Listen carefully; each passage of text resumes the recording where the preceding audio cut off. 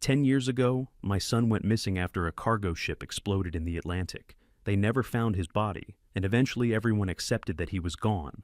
But at 4:07 a.m., my phone rang unexpectedly. A trembling voice whispered, "Dad, I'm at Harbor Gate 7. Please come get me." 30 minutes later, a man stepped out of the darkness with a face identical to my son's. Those same eyes, that same scar, that same voice. I pulled him into a tight hug, my heart nearly breaking. But in that very moment, I realized something was terribly, terribly wrong. This is a story about family betrayal and rebuilding trust. Before we begin, drop a comment and tell me what's the weather like. Where you are right now, I read everyone, and your presence here matters. Quick note, some details have been fictionalized for storytelling. The lesson at the heart of this story is what matters most. The phone call at 4:07 in the morning came from a dead man. I knew the exact time because I'd been awake since 3:30, the way I'd been for most of the past 10 years, staring at Galveston Bay through bedroom windows of a mansion that felt hollow despite its 12 rooms. At 68, I'd built Harrington Maritime Holdings from a single cargo vessel into a $200 million empire. Yet every morning, I woke to the void my son Soren left when his boat went down in the Atlantic a decade ago. The phone display read, Harbor Gate 7, Galveston Port Authority. I picked up on the second ring. "Hey, Father," the voice said, trembling, exhausted, unmistakably young. "Father, I'm at Harbor Gate 7. Please help me." My hand tightened on the phone. The cadence was right. The slight rasped sentence ends the way words tumbled forward, afraid of silence. But Soren had never called me father. Not once in 28 years. Always dad. Sometimes the old man when joking, never father. 10 years, and now this voice cut through the Gulf Coast night. "And stay there," I said. "I'm coming." I was in my Lincoln within 4 minutes, driving through empty Galveston streets toward the industrial port, where cargo ships lined up like sleeping giants under sodium lights. The Gulf wind carried salt and diesel through my open window. My hands on the wheel were perfectly steady. That's how I knew I wasn't the desperate old man someone thought I was. 40 years in maritime shipping teaches you to read people, which handshakes mean a deal and which ones mean a lawsuit, which smiles are genuine and which ones cover the knife sliding between your ribs. And this, when a miracle appears at 4:07 in the morning, someone's running a con. The question wasn't whether the voice belonged to my son. The question was who needed me broken enough to weaponize Soren's face, and what they planned to take once I was. I turned onto Harbor Road. The Port Authority gate loomed ahead, chain link and floodlights cutting geometric shadows across cracked asphalt. A figure stood beneath yellow glow, gaunt shoulders hunched in a worn sailor's coat that looked like it had crossed oceans. I pulled to the curb and killed the engine. The man turned. Green eyes, square jaw, the slight hook in his nose where Soren broke it playing high school baseball. Even his posture weight on left foot right hand gripping opposite elbow matched the stance I'd memorized from a decade of photographs. I stepped out. The Gulf wind pulled at my shirt. He took 3 steps forward, face fully visible under the lights. If this was a copy, it was masterwork. Cheekbones exact. Hairline precise. Even the small scar above his left eyebrow, where Soren needed 4 stitches at age 9. "Hey, Dad," he said, voice breaking. "It's really me. I'm home." I opened my arms. He fell into them. And I knew. Soren had a ritual from age 7 that never stopped. Every hug, goodbye at airports. Good morning in the kitchen, consolation after his mother's funeral, ended the same way. 3 pats on my back, quick rhythmic. 1, 2, 3. Every single time, for 21 years, right up until the morning, he boarded the vessel that took him into the Atlantic. This man held me still.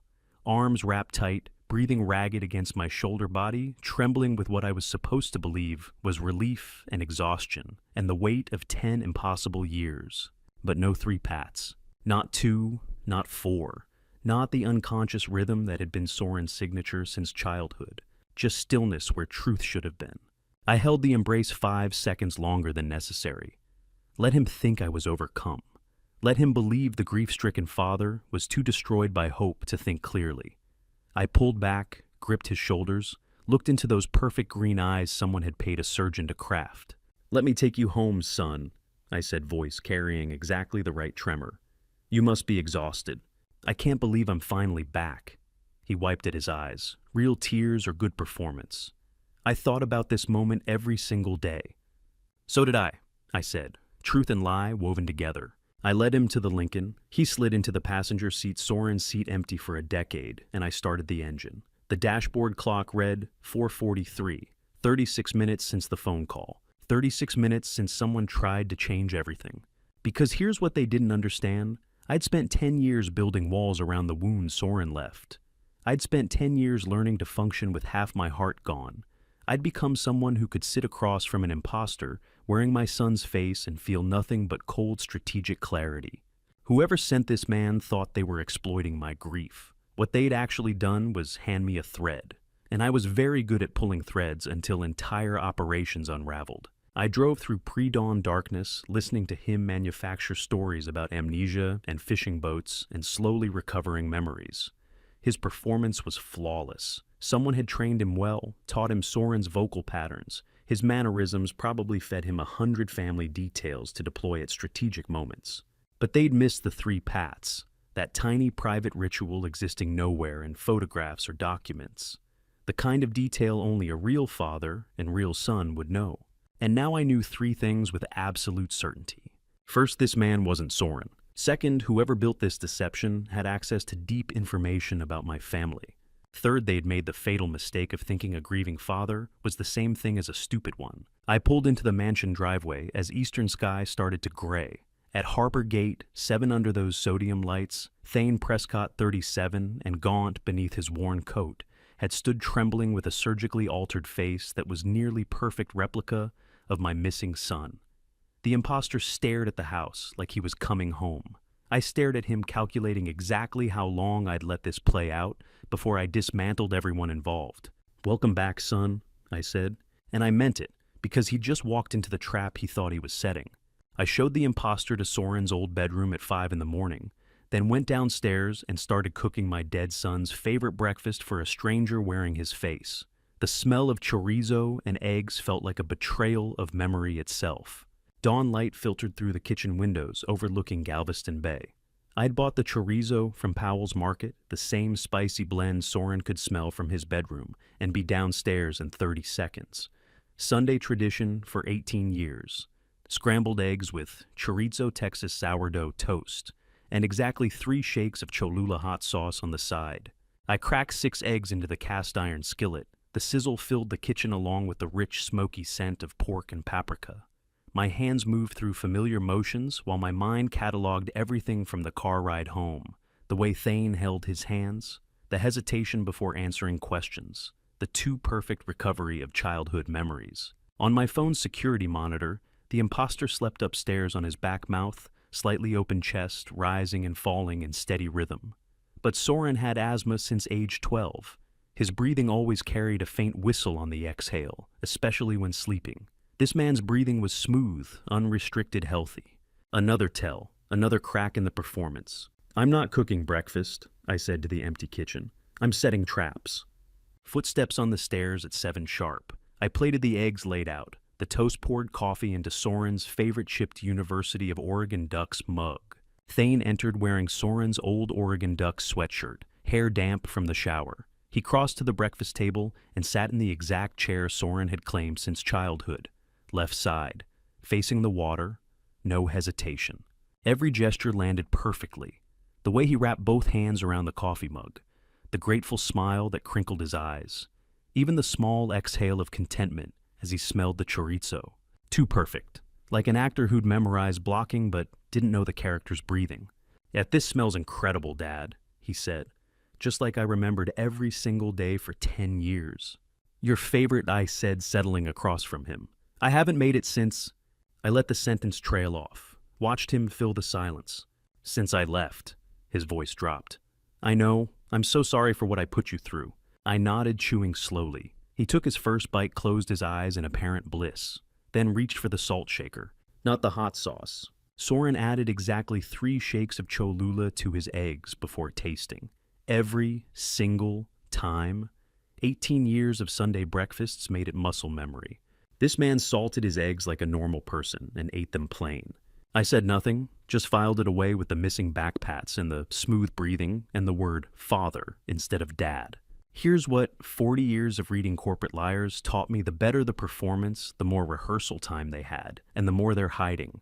The bay looks exactly how I remembered it, Thane said, staring out the windows. I used to sit here every morning and watch the cargo ships come in. True, Soren had done exactly that. Someone had fed this man detailed memories, coached him through family rituals, prepared him for every question. But they'd missed the hot sauce, and they'd missed the breathing, and they'd definitely missed what happened next. The click of nails on hardwood announced anchor before I saw him. My 11-year-old golden retriever padded into the kitchen with morning enthusiasm, graying muzzle lifted to catch the scent of chorizo. His tail wagged in wide arcs as he approached me, and I reached down to scratch behind his ears. "Hey there, old boy," Thane said, voice warm. "Remember me? It's been so long." Anchor's tail stopped mid-wag. The dog had been moving toward Thane, drawn by the voice and extended hand. But 3 feet away, he froze. His hackles rose slightly along his spine. His ears flattened. I watched it happen in real time, the biological recognition system that no amount of plastic surgery could fool. "He's gotten slower," I said carefully. "Age does that." Thane dropped a piece of bacon on the floor. Soren's old trick, the one that always sent Anchor into happy chaos. The dog stared at the bacon, then at Thane, then backed up 2 steps instead of lunging forward. "Anchor." Thane tried again, patting his knee. "Come here, boy." The retriever turned and left the kitchen. I heard him settle in his bed by the fireplace, tags jingling as he circled 3 times before lying down. Dogs don't lie. They can't be coached or fooled or convinced by a perfect performance. Anchor had loved Soren more than he loved me more than anyone. If this were my son sitting across from me, that dog would be crying with joy, not retreating to his bed. In that moment, watching my dog reject the man wearing my son's face, I understood the full cruelty of what someone had built a weapon designed to destroy me from the inside out. "I should shower," Thane said, standing. "Get cleaned up properly. This still feels like a dream." "Take your time," I said. "You're home now." He smiled and headed upstairs. I waited until I heard the bathroom door close, pipes singing as water rushed through them. Then I pulled out my encrypted phone, the one I used for corporate crises, hostile takeover attempts, union negotiations that couldn't be traced. I scrolled to Russell Farrell's contact. 30 years of friendship, 22 years FBI before he retired and started his private investigation firm. If anyone could help me dismantle this conspiracy without tipping my hand, it was Russell. I had 2 pieces of evidence, 3 missing backpats, and 1 honest dog. But someone had spent enough time and money to surgically create my son's face. They weren't amateurs. They had resources, patience, and they thought they'd found my weakness. I pressed the call button and listened to it ring. Upstairs, water ran through the pipes. The imposter showered in my son's bathroom, using my son's towels, living my son's stolen life. But in 60 seconds, I would have a former FBI investigator on my side. And that man upstairs had no idea I was about to turn this mansion into a trap with only 1 exit through the truth. Russell picked up on the 3rd ring. "I need you here," I said. "Tomorrow morning. Tell no one." "I'll be there at 8, he said, and hung up. No questions. That's why we'd been friends for 30 years. I put the phone down as Bettina's Mercedes pulled into the driveway. 2 o'clock exactly. My daughter arrived to embrace the brother she supposedly hadn't seen in 10 years.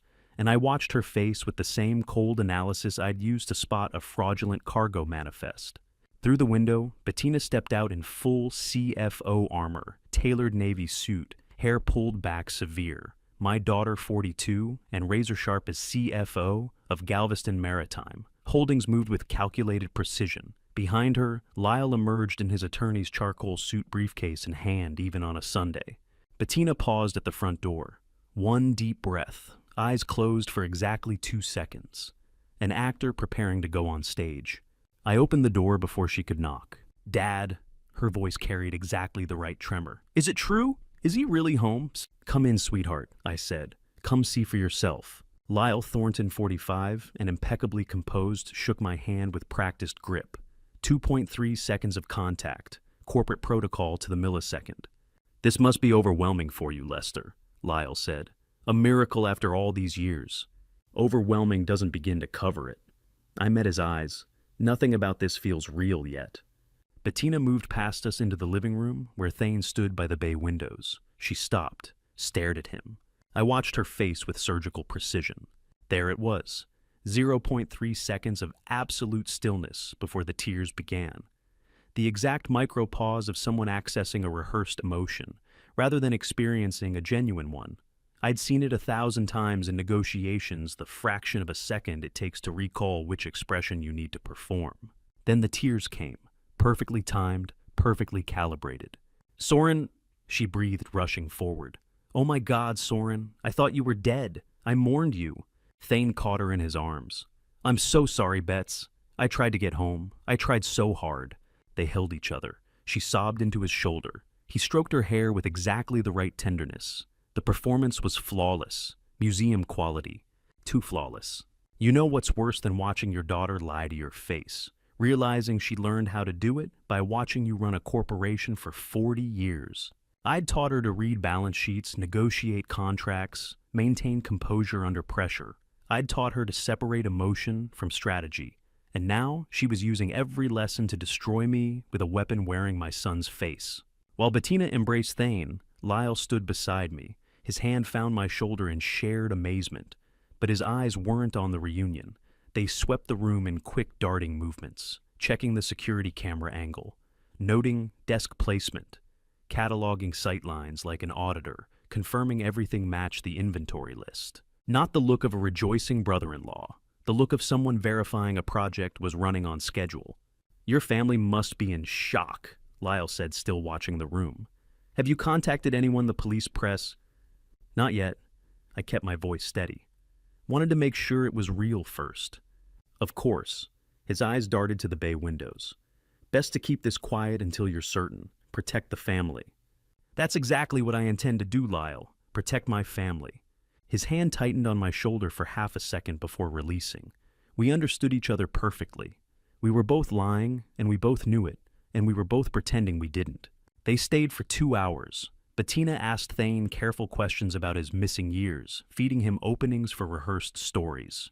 Lyle made coffee, checked his watch 3 times with increasing frequency. When they left, Bettina hugged me at the door. "I'm so happy, Dad," she whispered. "Our family is whole again." "Yes," I said, "whole again." I watched their Mercedes disappear down the Oak Line Drive. Then I went to my study and poured 3 fingers of bourbon I had no intention of drinking. The knock came at 8 that evening. Zelda Blanchard, 60 years old, and my personal secretary for 25 years, stood in the doorway holding a small cardboard box. "Mrs. Harrington left this in my safekeeping 3 years ago, sir," she said quietly. "She said I would know when you needed it." My throat tightened. "Frances left something for me. She made me promise." Zelda's eyes were bright with unshed tears. "I think now is the time, sir." She placed the box on my desk and left, closing the study door with a soft click. Some men fear death. I feared opening that box because Frances had never been wrong about our children, and I had never been right. I lifted the lid. Frances's leather-bound diary lay inside, worn edges soft from years of handling. A yellow sticky note marked the final entry, dated 3 weeks before cancer took her. Her handwriting was still elegant despite her illness. "Lester," she'd written. "If you are reading this, I want you to know Bettina is not evil. She is not broken. She has starved for your love for 20 years, and you never looked at her, not once. Not the way you looked at Soren, not the way you look at cargo manifests and quarterly reports." My hands shook. The bourbon sat forgotten. "I fear one day she will do something unforgivable just to force you to see her. When that day comes, and I believe it will come, remember that she learned to starve in our house. We fed Soren's dreams. We fed your empire, but we never fed our daughter's heart." The entry ended there. No signature, no farewell, just truth delivered like a knife between the ribs. Frances had known. She'd seen what I was too blind to see, and I'd slept next to her for 38 years without understanding. I closed the diary and placed it on my desk, her words burning in my mind. She had predicted Bettina would do something unforgivable to force my attention, but Frances couldn't have known the specific shape of that betrayal, a surgically constructed imposter, a conspiracy requiring years of planning and a daughter cold enough to orchestrate it all. The question wasn't whether Bettina was guilty. The question was whether I had created the monster who now lived in my house or simply failed to prevent one from forming. I didn't sleep that night. I sat in my study with Frances's diary open to her final entry, reading it until her words stopped being words and became accusations. By 7 in the morning, I had my answer. I hadn't created the monster. I'd simply been too busy building an empire to notice one forming in my own house. At 8 sharp, I walked into Russell Farrell's office on Strand Street and said 6 words that would change everything. The man in my house isn't Soren. Russell's office occupied a converted warehouse in Galveston's historic Strand district. Red brick walls, 15-foot ceilings, harbor maps covering every surface. He looked up from his coffee, read my face in one glance, and closed his laptop without a word. Russell Farrell, 62, and carrying 3 decades of FBI investigative instinct in his steady gaze, had been my friend for 30 years. He'd investigated organized crime and Houston corruption in Austin, and now did private work for people who needed help that didn't come with press releases. "You look like you haven't slept in 2 days, Lester," he said, gesturing to the chair across from his desk. "Sit down." "I haven't slept in 10 years, Russell, but the last 48 hours have been particularly educational." He poured a second cup of coffee and slid it across. "Tell me everything. Start from the beginning." So I did, methodically, like presenting a corporate briefing. The 4:07 a.m. call from Harbor Authority. The voice that said, "Father," instead of "Dad." The embrace at the gate that lacked 3 rhythmic backpats. A ritual Soren had performed for 21 years without fail. The smooth breathing without asthmatic whistle. The missing hot sauce. Anchor backing away from bacon. Then Bettina's arrival. The 0.3-second delay before her tears began. The way she fed Thane opening lines for rehearsed stories. Lyle's eyes sweeping the room like an auditor checking inventory, not a brother-in-law rejoicing in miracles. Russell listened without interrupting, occasionally making notes on a yellow legal pad. 30 years of federal investigations had taught him when to ask questions and when to simply absorb data. "The 3 backpats," I said. "Soren did it from age 7 until the day he disappeared. Every single hug. This man held me completely still." Russell wrote something, underlined it. "My dog backed away from Bacon Russell. Anchor has never refused bacon in 11 years. Another note, another underline. And your daughter arrived within hours of his appearance," Russell said, still writing. 0.3-second delay before the tears. "Yes." He set down his pen, placed both hands flat on the desk, a gesture I recognized from decades of friendship, the signal that Russell had processed everything and reached a conclusion. "What do you need from me?" No skepticism, no questions about whether I was certain, just immediate acceptance and operational thinking. That's when I knew Russell's FBI instincts had already detected something wrong before I'd walked through his door. "I need to know who he is," I said, "who sent him, and whether my daughter orchestrated this or if someone's using her too." Russell nodded slowly. "The physical resemblance you described, that level of accuracy, suggests plastic surgery, professional work, years of preparation. We're not talking about a simple con. We're talking about a coordinated operation with significant resources. Let me tell you what separates amateur cons from professional ones. Amateurs focus on the surface details. Professionals understand that the real deception is in the micro behaviors, and they always miss something. This operation had missed the 3 backpats. They'd missed what Soren's breathing sounded like. They'd missed how a dog would react to surgical replication versus biological recognition.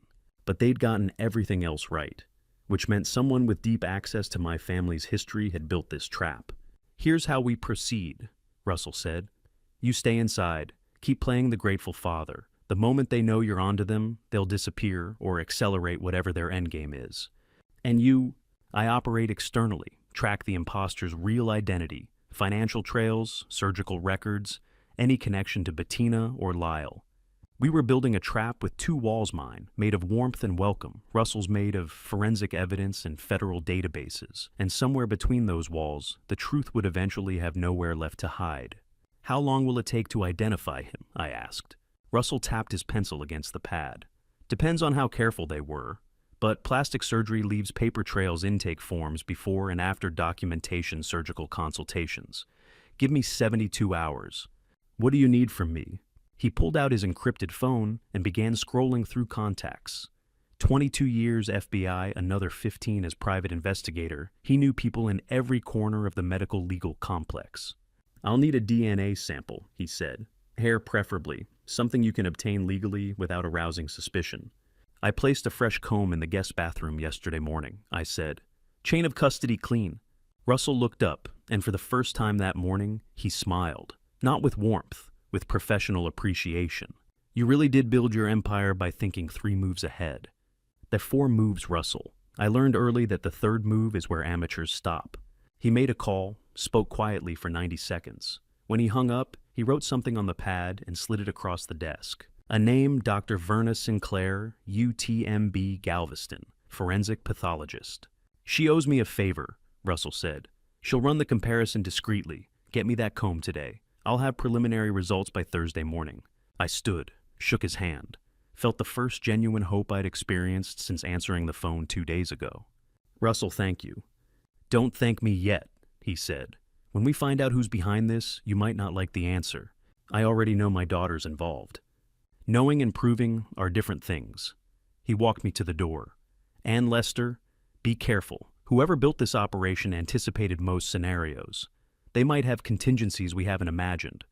I drove back to the mansion while Russell was already on the phone with Dr. Sinclair setting DNA analysis in motion. Within 72 hours, we'd know the imposter's real biological identity. But the question that gnawed at me wasn't who he was. It was who had found him, shaped him, and sent him to my harbor gate with surgical precision. Because whoever orchestrated this knew my family's most intimate details, understood my greatest vulnerability, and had the resources to manufacture a ghost. That kind of knowledge only comes from inside.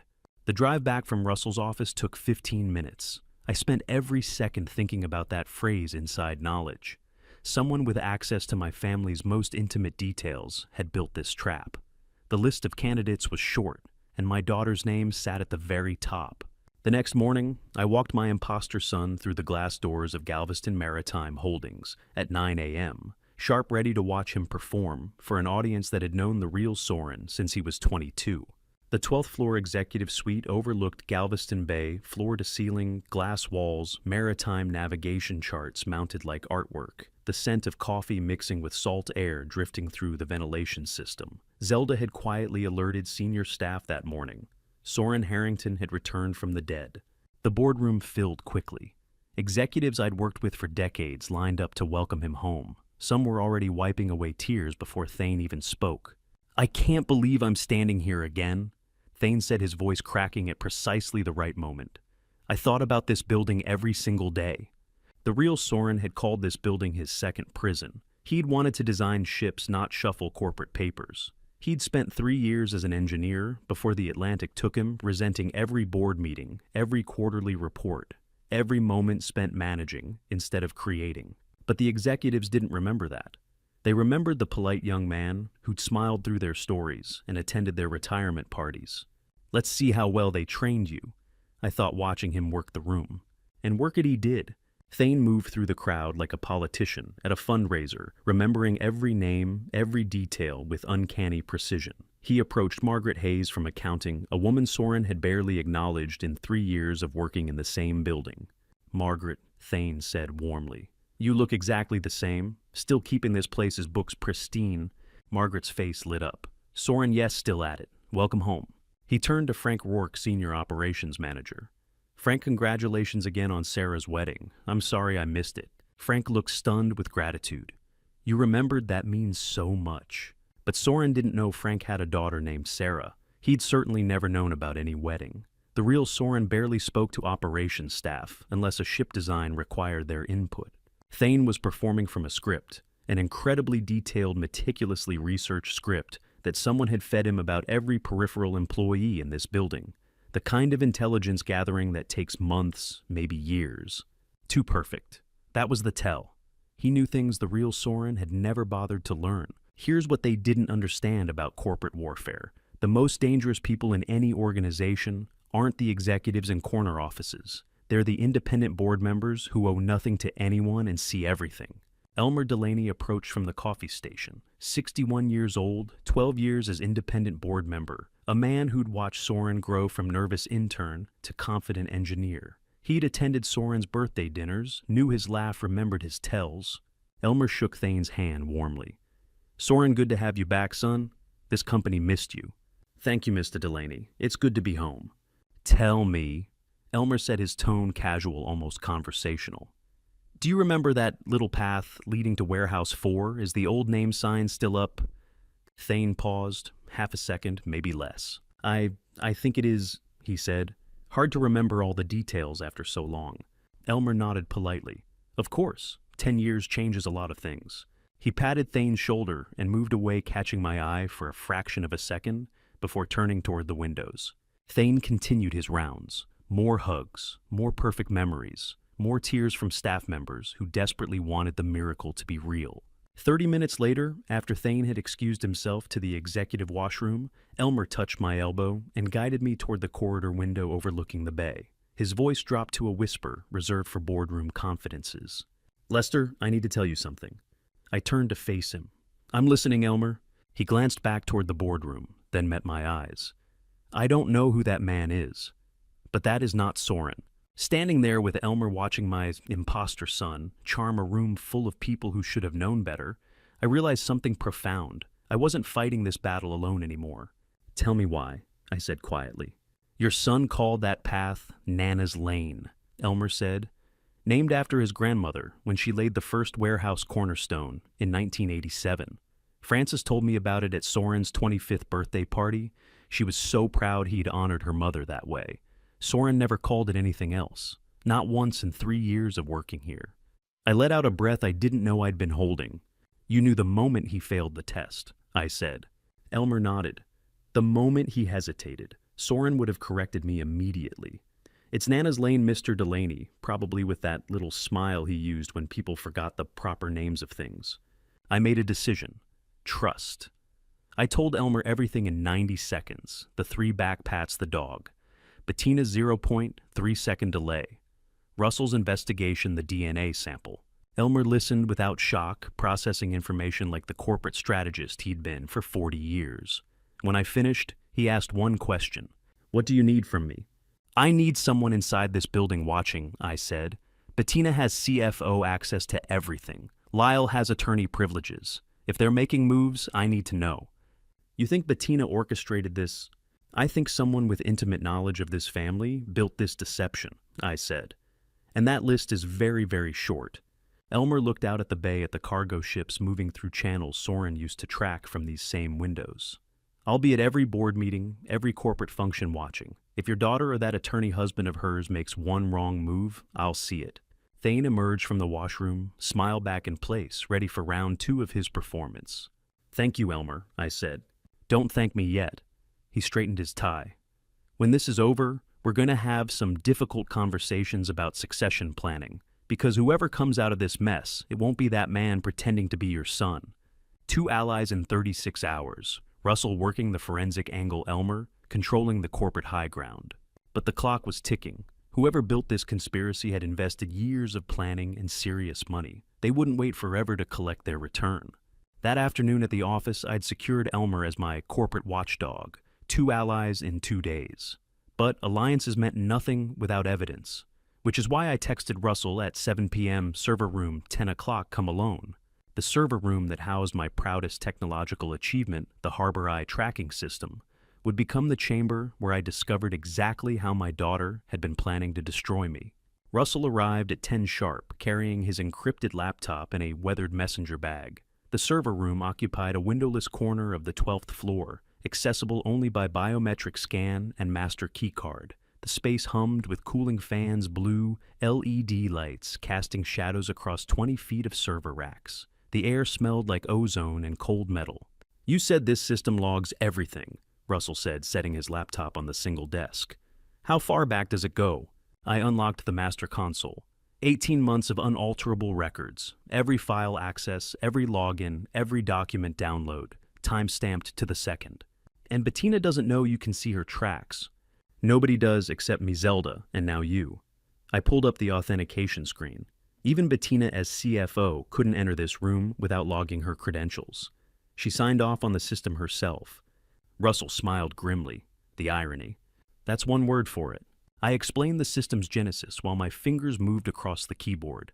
built after a $2 million embezzlement case in 2022, an accounting manager who'd covered his tracks for 3 years before I caught him. The corporate board approved Harbor Eye to track cargo movements and prevent internal theft. But I'd built in a feature nobody knew about: complete internal data access logging for all employees, including family. So every file Bettina has touched in the last 18 months, every single one, I said. The system captures screenshots, access duration, even cursor movements if I want them. It was designed to catch sophisticated internal threats. Like your daughter. I never thought I'd need it for my daughter. I ran the query show all executive file access for Bettina Harrington Thornton category estate /inheritance/shareholder. The screen populated. 47 distinct timestamps. There's a special kind of pain in watching your own security system, the one you built to protect everything you love, become the instrument that proves your child betrayed you. Russell leaned closer to the screen. First entry July 18, 2023. Last entry October the 13th, 2023. 3 months, I said. My voice sounded hollow in the humming room. Russell scrolled, slowly reading each file name aloud. Estate distribution documents, shareholder registry, Soren's Memorial Fund disbursement plans, insurance policy beneficiary records, trust execution clauses, voting rights allocation, executive succession protocols. 47 times, I said quietly. She was mapping the entire financial architecture, Russell said. Every asset, every clause, every succession mechanism. This isn't casual curiosity, Lester. This is systematic intelligence gathering. I clicked on the first timestamp, July 18th, 2023, 11:43 p.m. The system displayed everything Bettina had done during that session. 23 minutes logged in. Accessed 14 separate estate documents. Printed nothing that would trigger paper logs. Instead, the cursor tracking showed her positioning each document on screen, pausing, then moving to the next. Photographing with her phone. Professional tradecraft, Russell said. She understood your security protocols. I taught her those protocols, I said. She learned them watching me build this company for 40 years. I scrolled through the sessions. Most occurred between 11 p.m. and 2 a.m. after hours when the office was empty. Duration varied 20 minutes to 2 hours. She never came on consecutive nights, varied her schedule by days, sometimes weeks. Sophisticated operational security designed to avoid detection algorithms. Those 47 timestamps weren't just data points. They were breadcrumbs my daughter left while walking away from our family one midnight session at a time toward a betrayal 3 months in the making. Look at the access times, Russell said, pointing to the screen. The longest sessions are early in the sequence. July through August, 2 hours, 90 minutes, 2.5 hours. She was learning, absorbing. By September, the sessions get shorter. I said, seeing the pattern. 40 minutes, 30 minutes. She knew exactly what she needed. By October, she's down to 20-minute sessions, verification checks. Russell tapped the screen. This is methodical. Whoever taught her this operational discipline knew what they were doing. Nobody taught her, I said. She watched me run corporate espionage countermeasures for 4 decades. She just applied the lessons against her own father. Russell isolated the final entry, October the 13th, 2023, 1:47 a.m. Last session, he said. What did she access? I clicked through the records. Emergency contact database. Soren's complete personnel file. His medical history. His dental records, the ones we'd used to identify, remains we thought were his. Every document that would help someone reconstruct my son's identity with surgical precision. She'd spent 17 minutes reviewing everything one final time. 2 days later, my phone rang at 4:07 a.m. October 13th at 1:47 a.m., Russell said quietly. She checked everything one last time. And on October 15th at 4:07 a.m., my phone rang. 48 hours between final verification and execution. I sat there in the blue server light staring at the screen. My daughter had sat in this building at 2 in the morning, methodically stealing pieces of my life's work, photographing documents that would help her build a weapon designed to destroy me. And I'd been 20 minutes away in my waterfront mansion, sleeping. This is admissible evidence, Russell said. Timestamps, access logs, file records. It proves premeditation. It proves my daughter spent 3 months planning how to weaponize my dead son's face against me. Lester, Frances was right. My voice cracked. In her diary, she said Bettina would do something unforgivable just to force me to look at her. This isn't about money, Russell. It's about a daughter who starved for 42 years and finally found a way to make me see her. Russell closed his laptop. Tomorrow morning, Dr. Sinclair will have DNA results. We'll know exactly who Thane Prescott is. I already know who he is, I said, still staring at those 47 glowing timestamps. He's the ghost my daughter built because the living father wasn't paying attention. I left the server room that night carrying the weight of 47 timestamps, 3 months of my daughter's betrayal, documented in glowing blue data. But Frances's words from her diary kept echoing. Bettina did this to make me look at her. Not for money, for attention. 2 days later, when Dr. Verna Sinclair opened the DNA report at exactly 2 p.m. on October 19th, she handed me 2 truths that would shatter and rebuild my world in the same breath.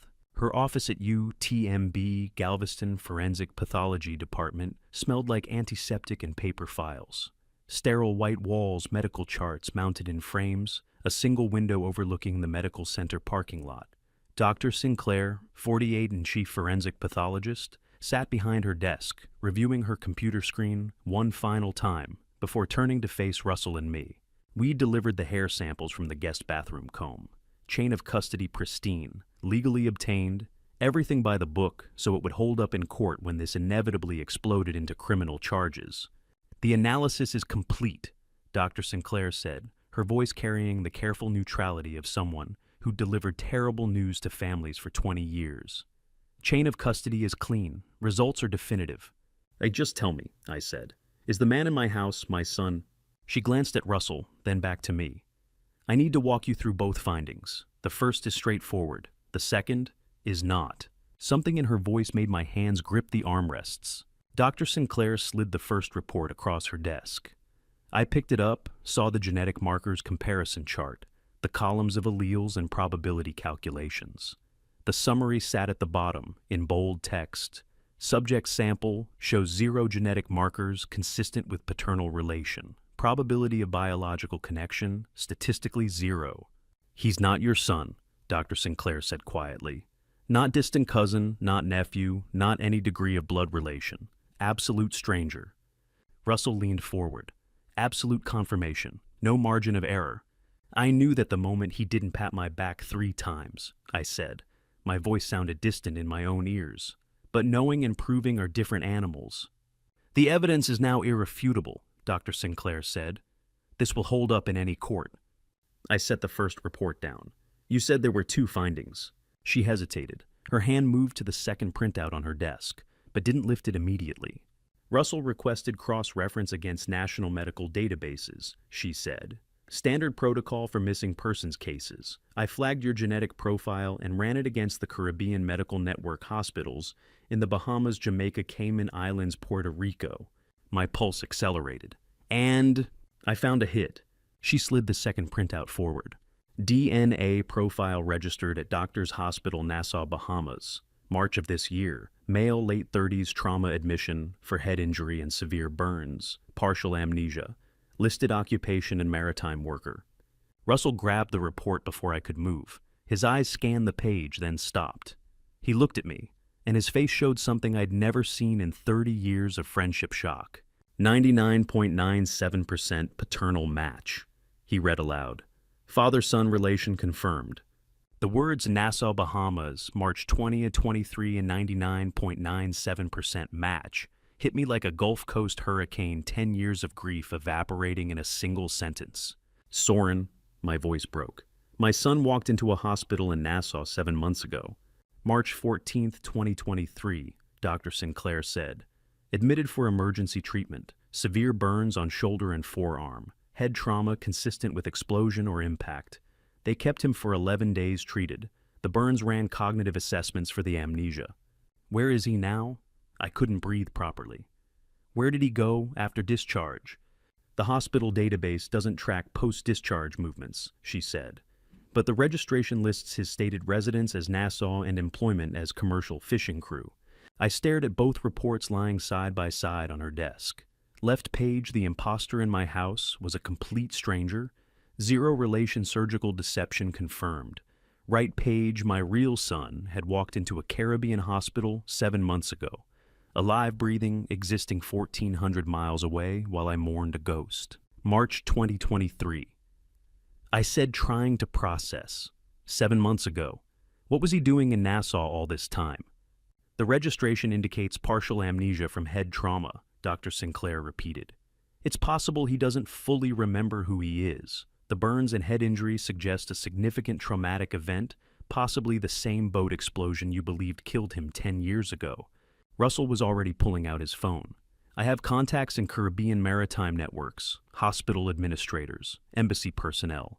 If he's working fishing vessels out of Nassau, someone will know him. I had mourned my son for a decade, built a shrine to his memory in my mansion. Stared at Galveston Bay every morning, waiting for a miracle I'd convinced myself would never come. And all that time, he was alive, walking Caribbean docks under a different name, maybe not even remembering who he was or where he came from. Lester, Russell said, gripping my shoulder. Your son is alive. We can find him. While I was playing chess with an imposter, I said slowly, my real son was alive, working, breathing, existing. I'll flag this profile as active missing person, Dr. Sinclair said, typing on her computer. If he registers anywhere else in the medical network, clinic, hospital, urgent care, you'll be notified immediately. Russell was already on the phone, pacing Dr. Sinclair's office. I need patient records from Rand Memorial, March 2023. Trauma admission, male, late 30s, possible amnesia case. Yes, this is urgent. Family located after 10 years. I sat there holding both printouts. One hand gripped proof of conspiracy, the other gripped proof of miracle. The imposter in my mansion became secondary. Somewhere in the Caribbean, possibly still using medical facilities, possibly working commercial fishing vessels, with no memory of Harrington Maritime, or Francis or Bettina, or the life he'd lived for 28 years, my real son existed. The question shifted. Not who is the imposter anymore. Now it was, where is Soren, and how do we bring him home before whoever orchestrated this realizes we know? Because the conspiracy wasn't just about stealing my assets anymore. It was about erasing my son from existence while he was still breathing. And whoever orchestrated this, Bettina Lyle, or someone else entirely, they knew Soren was alive and chose to replace him anyway. That meant they either wanted him to stay disappeared, or they were planning something worse. Knowing Soren was alive changed everything. The conspiracy wasn't just theft or fraud, it was erasure. Someone wanted my real son to stay disappeared, forgotten, replaced. And the manufactured duplicate living in my mansion was the instrument of that erasure. 2 days after Dr. Sinclair's revelation, Russell Farrell slid a manila folder across his desk, marked Subject Thane Prescott Complete Identity Reconstruction, and said, "You're not going to like what your daughter spent 2 years building." I opened the file. Thane Prescott, born Houston, 1986, 37 years old. The top page showed a driver's license photo from 2020, a lean face with decent bone structure, similar to Soren, but clearly different. Theater credits listed below, minor productions, commercial work, failed auditions. A resume that screamed struggling actor drowning in a city full of better talent. Failed actor, Russell said. Mounting debt eviction notices, bartending jobs to stay afloat. In August 2021, he was working at a Galveston waterfront dive called The Anchor's Rest. That's where your daughter found him. It found him, I repeated, deliberately. She walked in alone on a Tuesday night, Russell said, pulling out surveillance footage stills. Sat at the bar for 3 hours, talked to him, left him her card. 2 weeks later, she made the first cash payment. I stared at the surveillance image, Bettina in casual clothes leaning across the bar, studying Thane's face like she was evaluating merchandise. What kind of resemblance are we talking about? I asked. Russell pulled out a comparison analysis.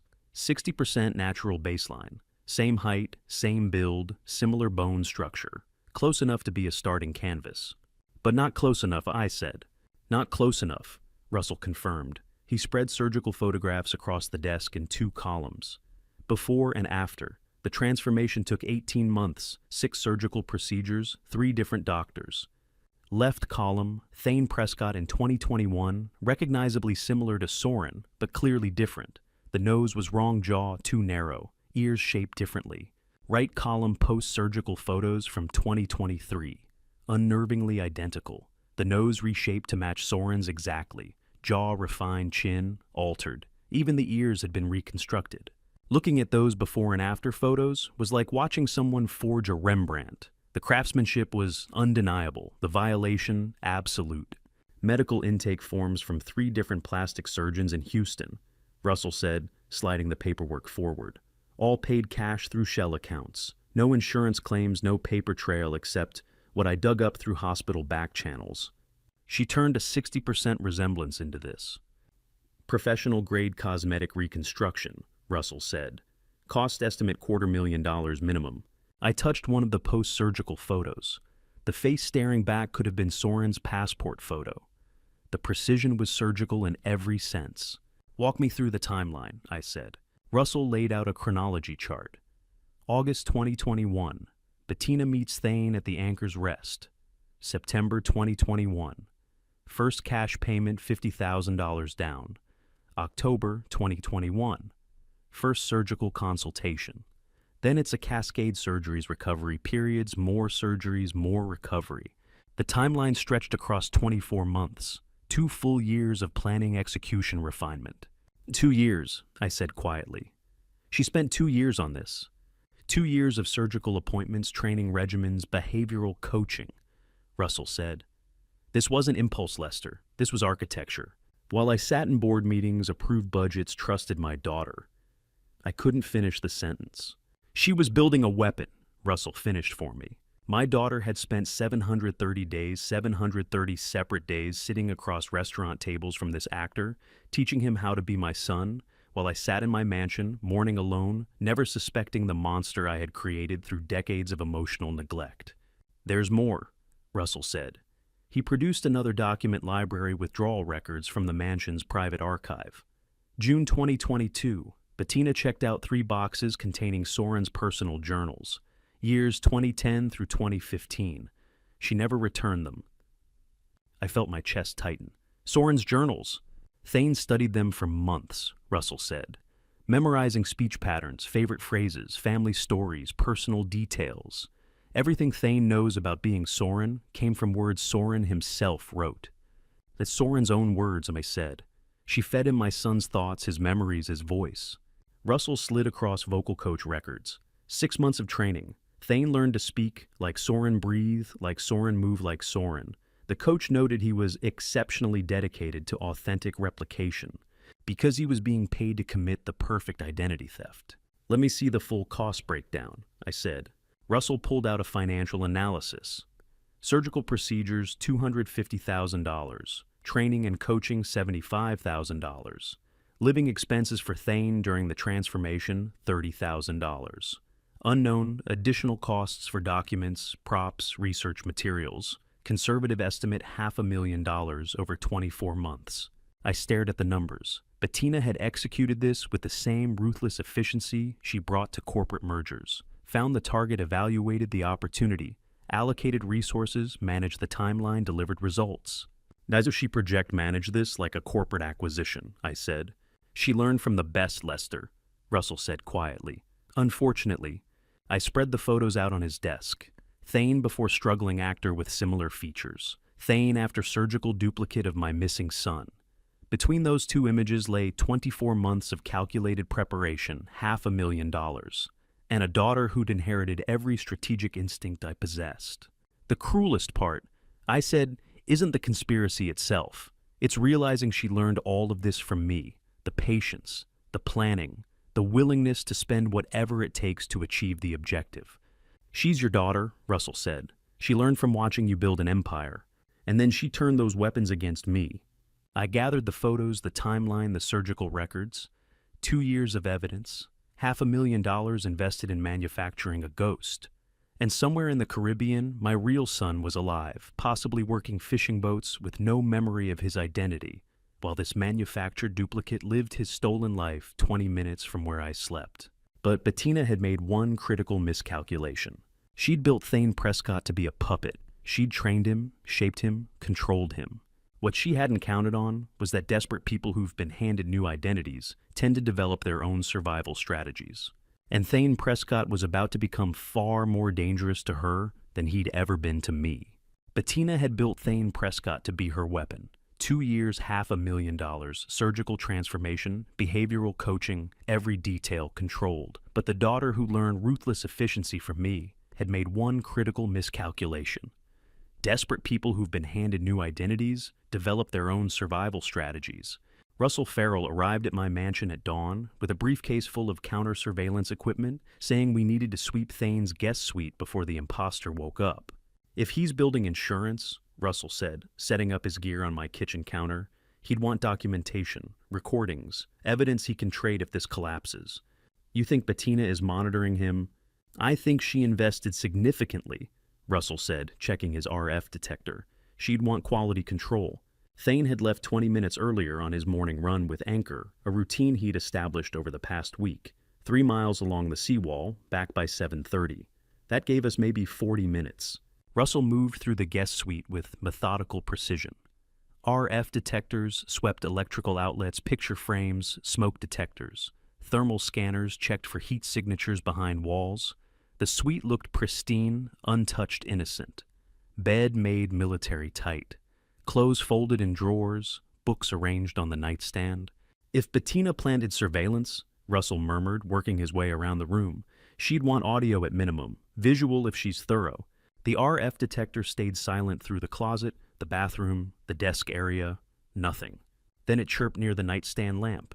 Russell froze, adjusted the detector sensitivity. The chirp became a steady tone. "It got something," he said.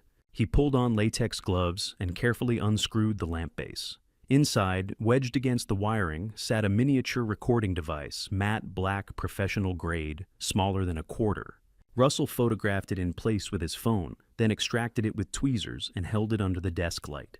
"Professional grade," he said, examining the device. "Voice-activated recording, 60-hour battery life, expandable SD storage.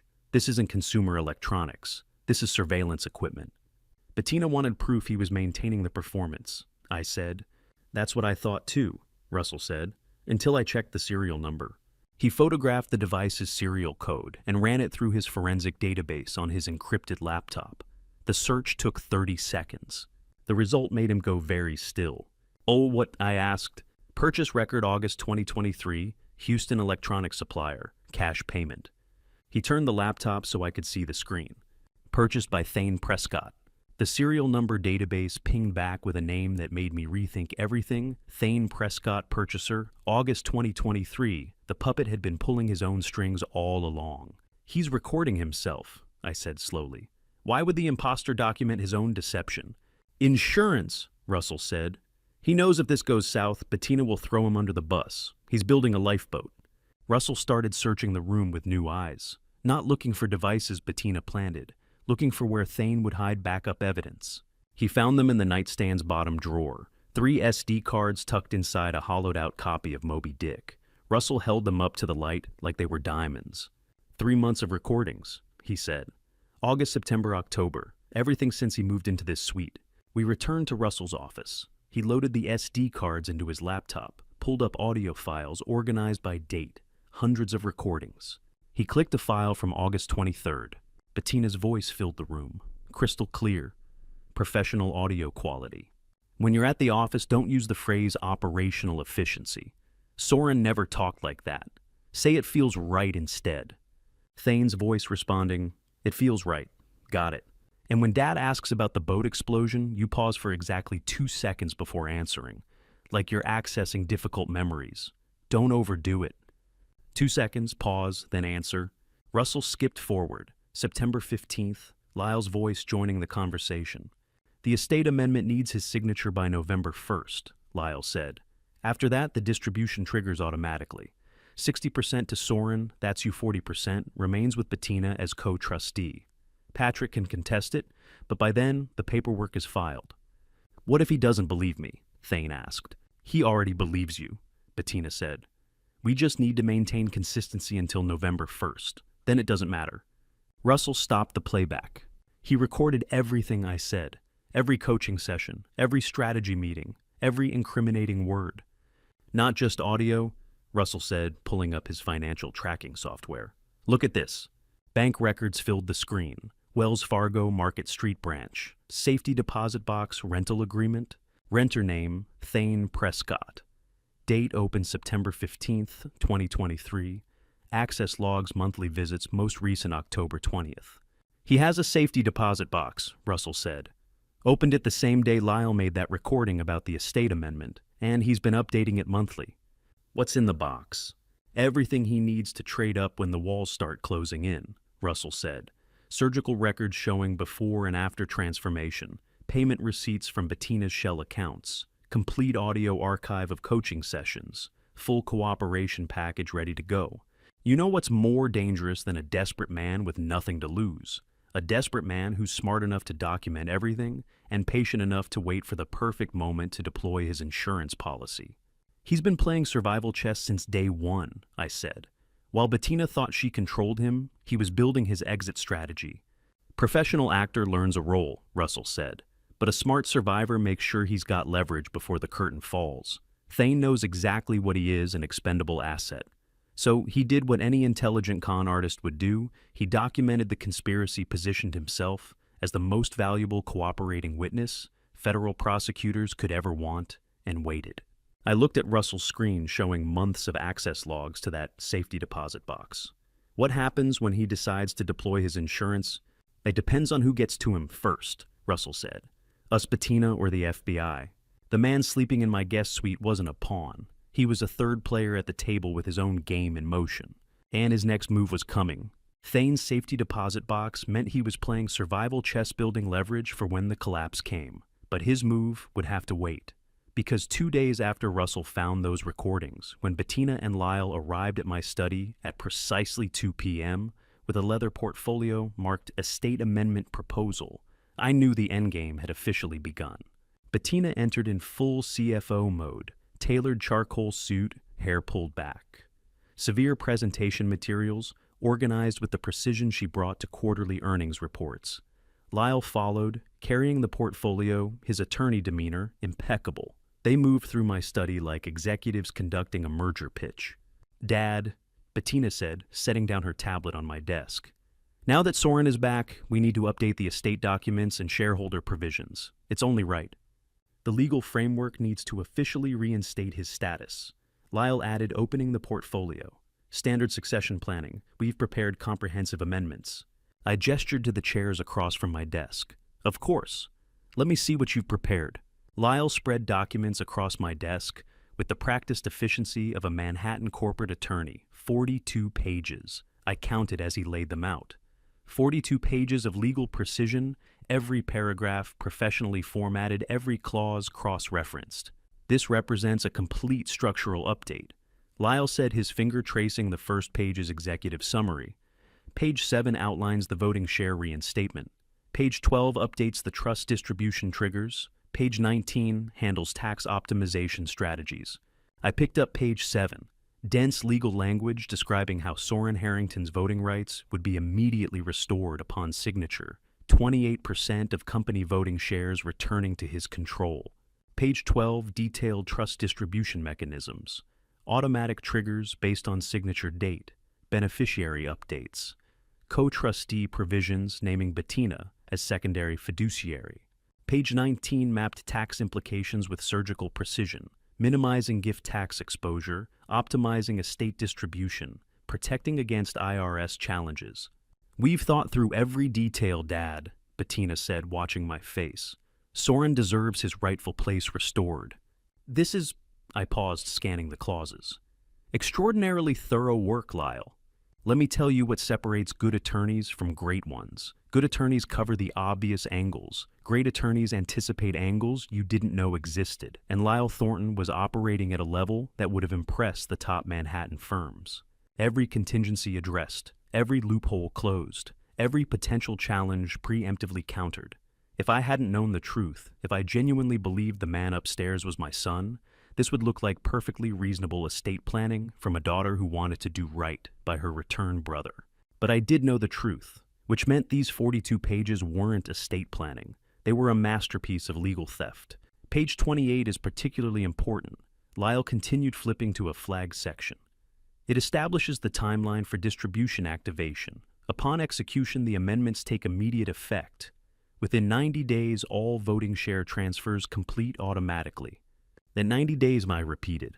A standard processing window for corporate share transfers, Lyle said smoothly. SEC compliance requirements, shareholder notification periods. All by the book. Bettina leaned forward. We want everything proper, Dad. No shortcuts, just family taking care of family. Lyle produced an expensive fountain pen from his briefcase. Mont Blanc black lacquer probably cost more than most people's monthly rent.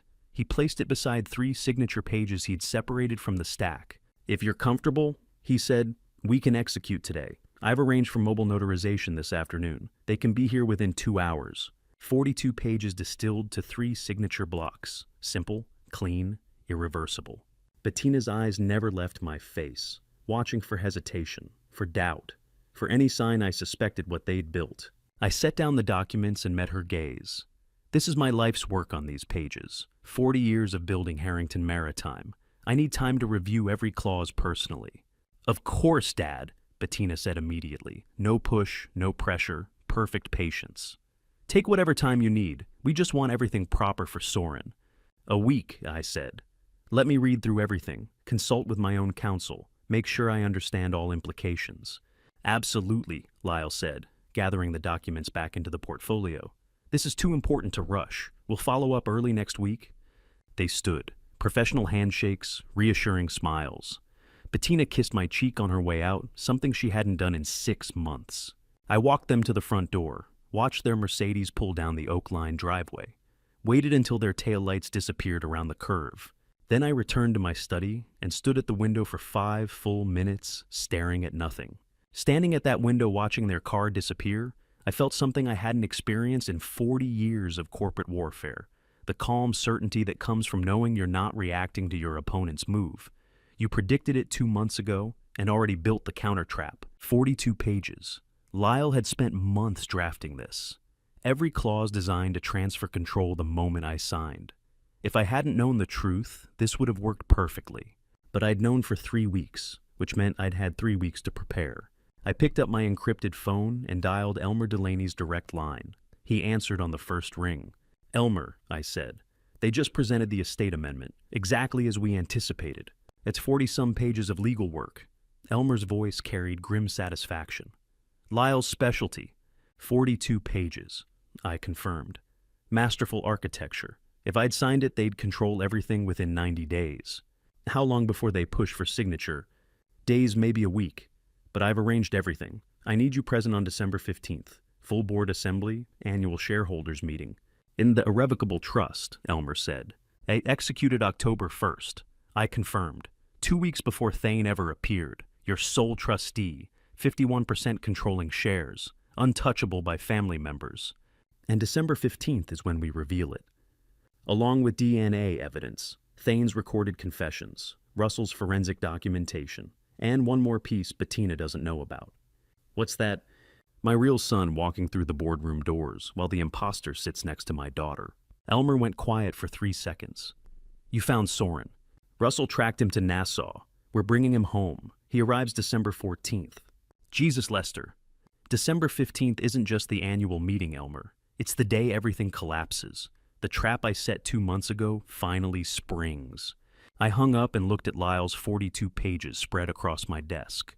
The weapon they thought would destroy me, now destined to become evidence in their own prosecution. Bettina and Lyle thought they were racing toward a finish line. They had no idea I'd moved it 3 months ago. December 15th was set. The trap was armed. Elmer would reveal the trust. DNA evidence would expose Thane. Russell's recordings would document the conspiracy.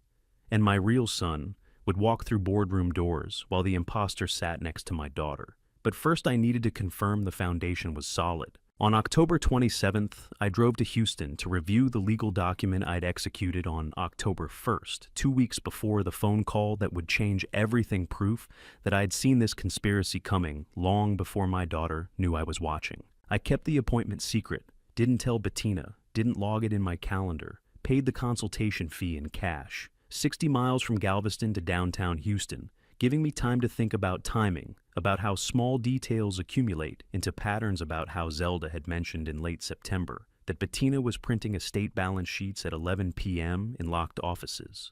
That had been enough. One late-night printing session, one deviation from normal behavior, enough to make me act.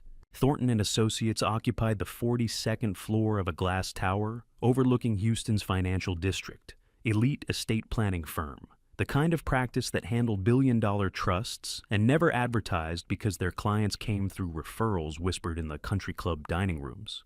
The receptionist recognized me immediately. "Mr. Harrington," she said.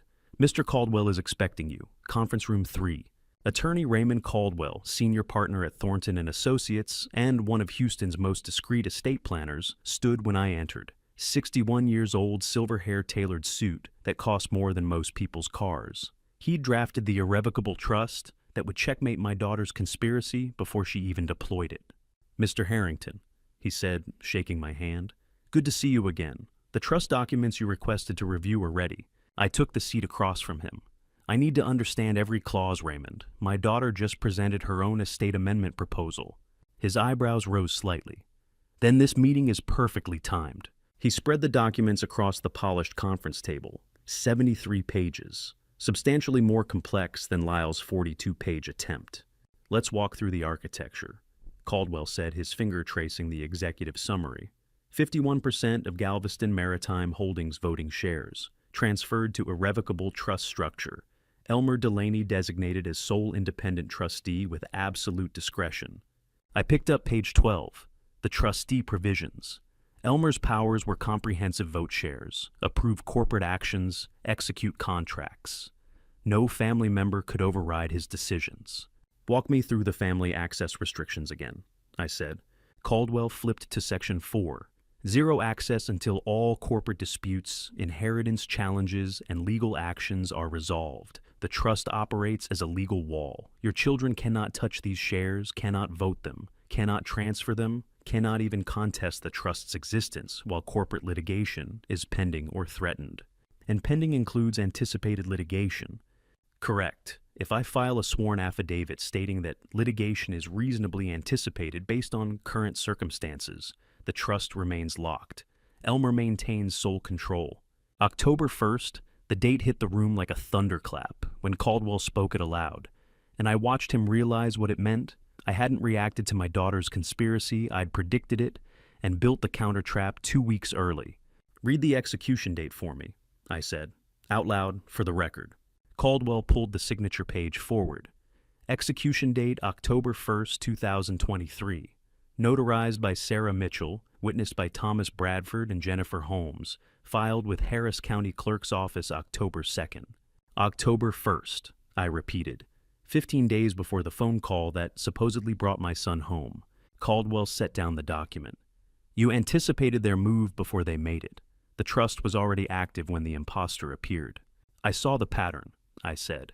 Bettina accessing files after hours, Lyle asking casual questions about estate structure during family dinners, the way they looked at each other when I mentioned updating my will. Small tells, but enough. Before I reveal the execution date that changes everything the moment Caldwell reads it aloud, comment, A, if you think I saw this coming, or B, if you think I got lucky. Add one reason in 5 to 10 words. Please note, some details ahead are recreated for narrative impact, but the strategic lesson is what matters. "Now walk me through what happens if someone tries to modify the estate," I said. Caldwell turned to section 7. "Any attempt to modify estate distributions, shareholder agreements, or corporate governance while the trust is active automatically triggers dispute resolution protocols. The trust agreement specifically states that subsequent estate instruments are void if they conflict with trustee authority. So even if I had signed Lyle's amendment, betrayal, betrayals, it would be legally void the moment it was filed," Caldwell confirmed. "The trust supersedes all subsequent estate instruments. You could sign 100 amendments. None would have legal effect while the trust controls the controlling interest." Watching Caldwell confirm the trust was airtight, felt like standing on a ship's bridge during a hurricane, knowing your vessel was built strong enough to weather anything the storm could throw, because you'd anticipated the storm months before the first cloud appeared. "That Lyle spent months drafting his proposal," I said. 42 pages of legal architecture. "Wasted effort," Caldwell said. The moment those shares entered the trust on October 1st, any subsequent estate modification became legally meaningless. I leaned back in my chair. Final question: can this trust be challenged? Contested, broken. Caldwell's answer was immediate and definitive. Irrevocable means exactly that, Mr. Harrington. 3 independent counsel reviewed this structure. Texas trust law provides fortress-level protection for properly executed irrevocable trusts. Your daughter could hire every estate attorney in Houston, and they'd all tell her the same thing: this trust cannot be broken, modified, or circumvented.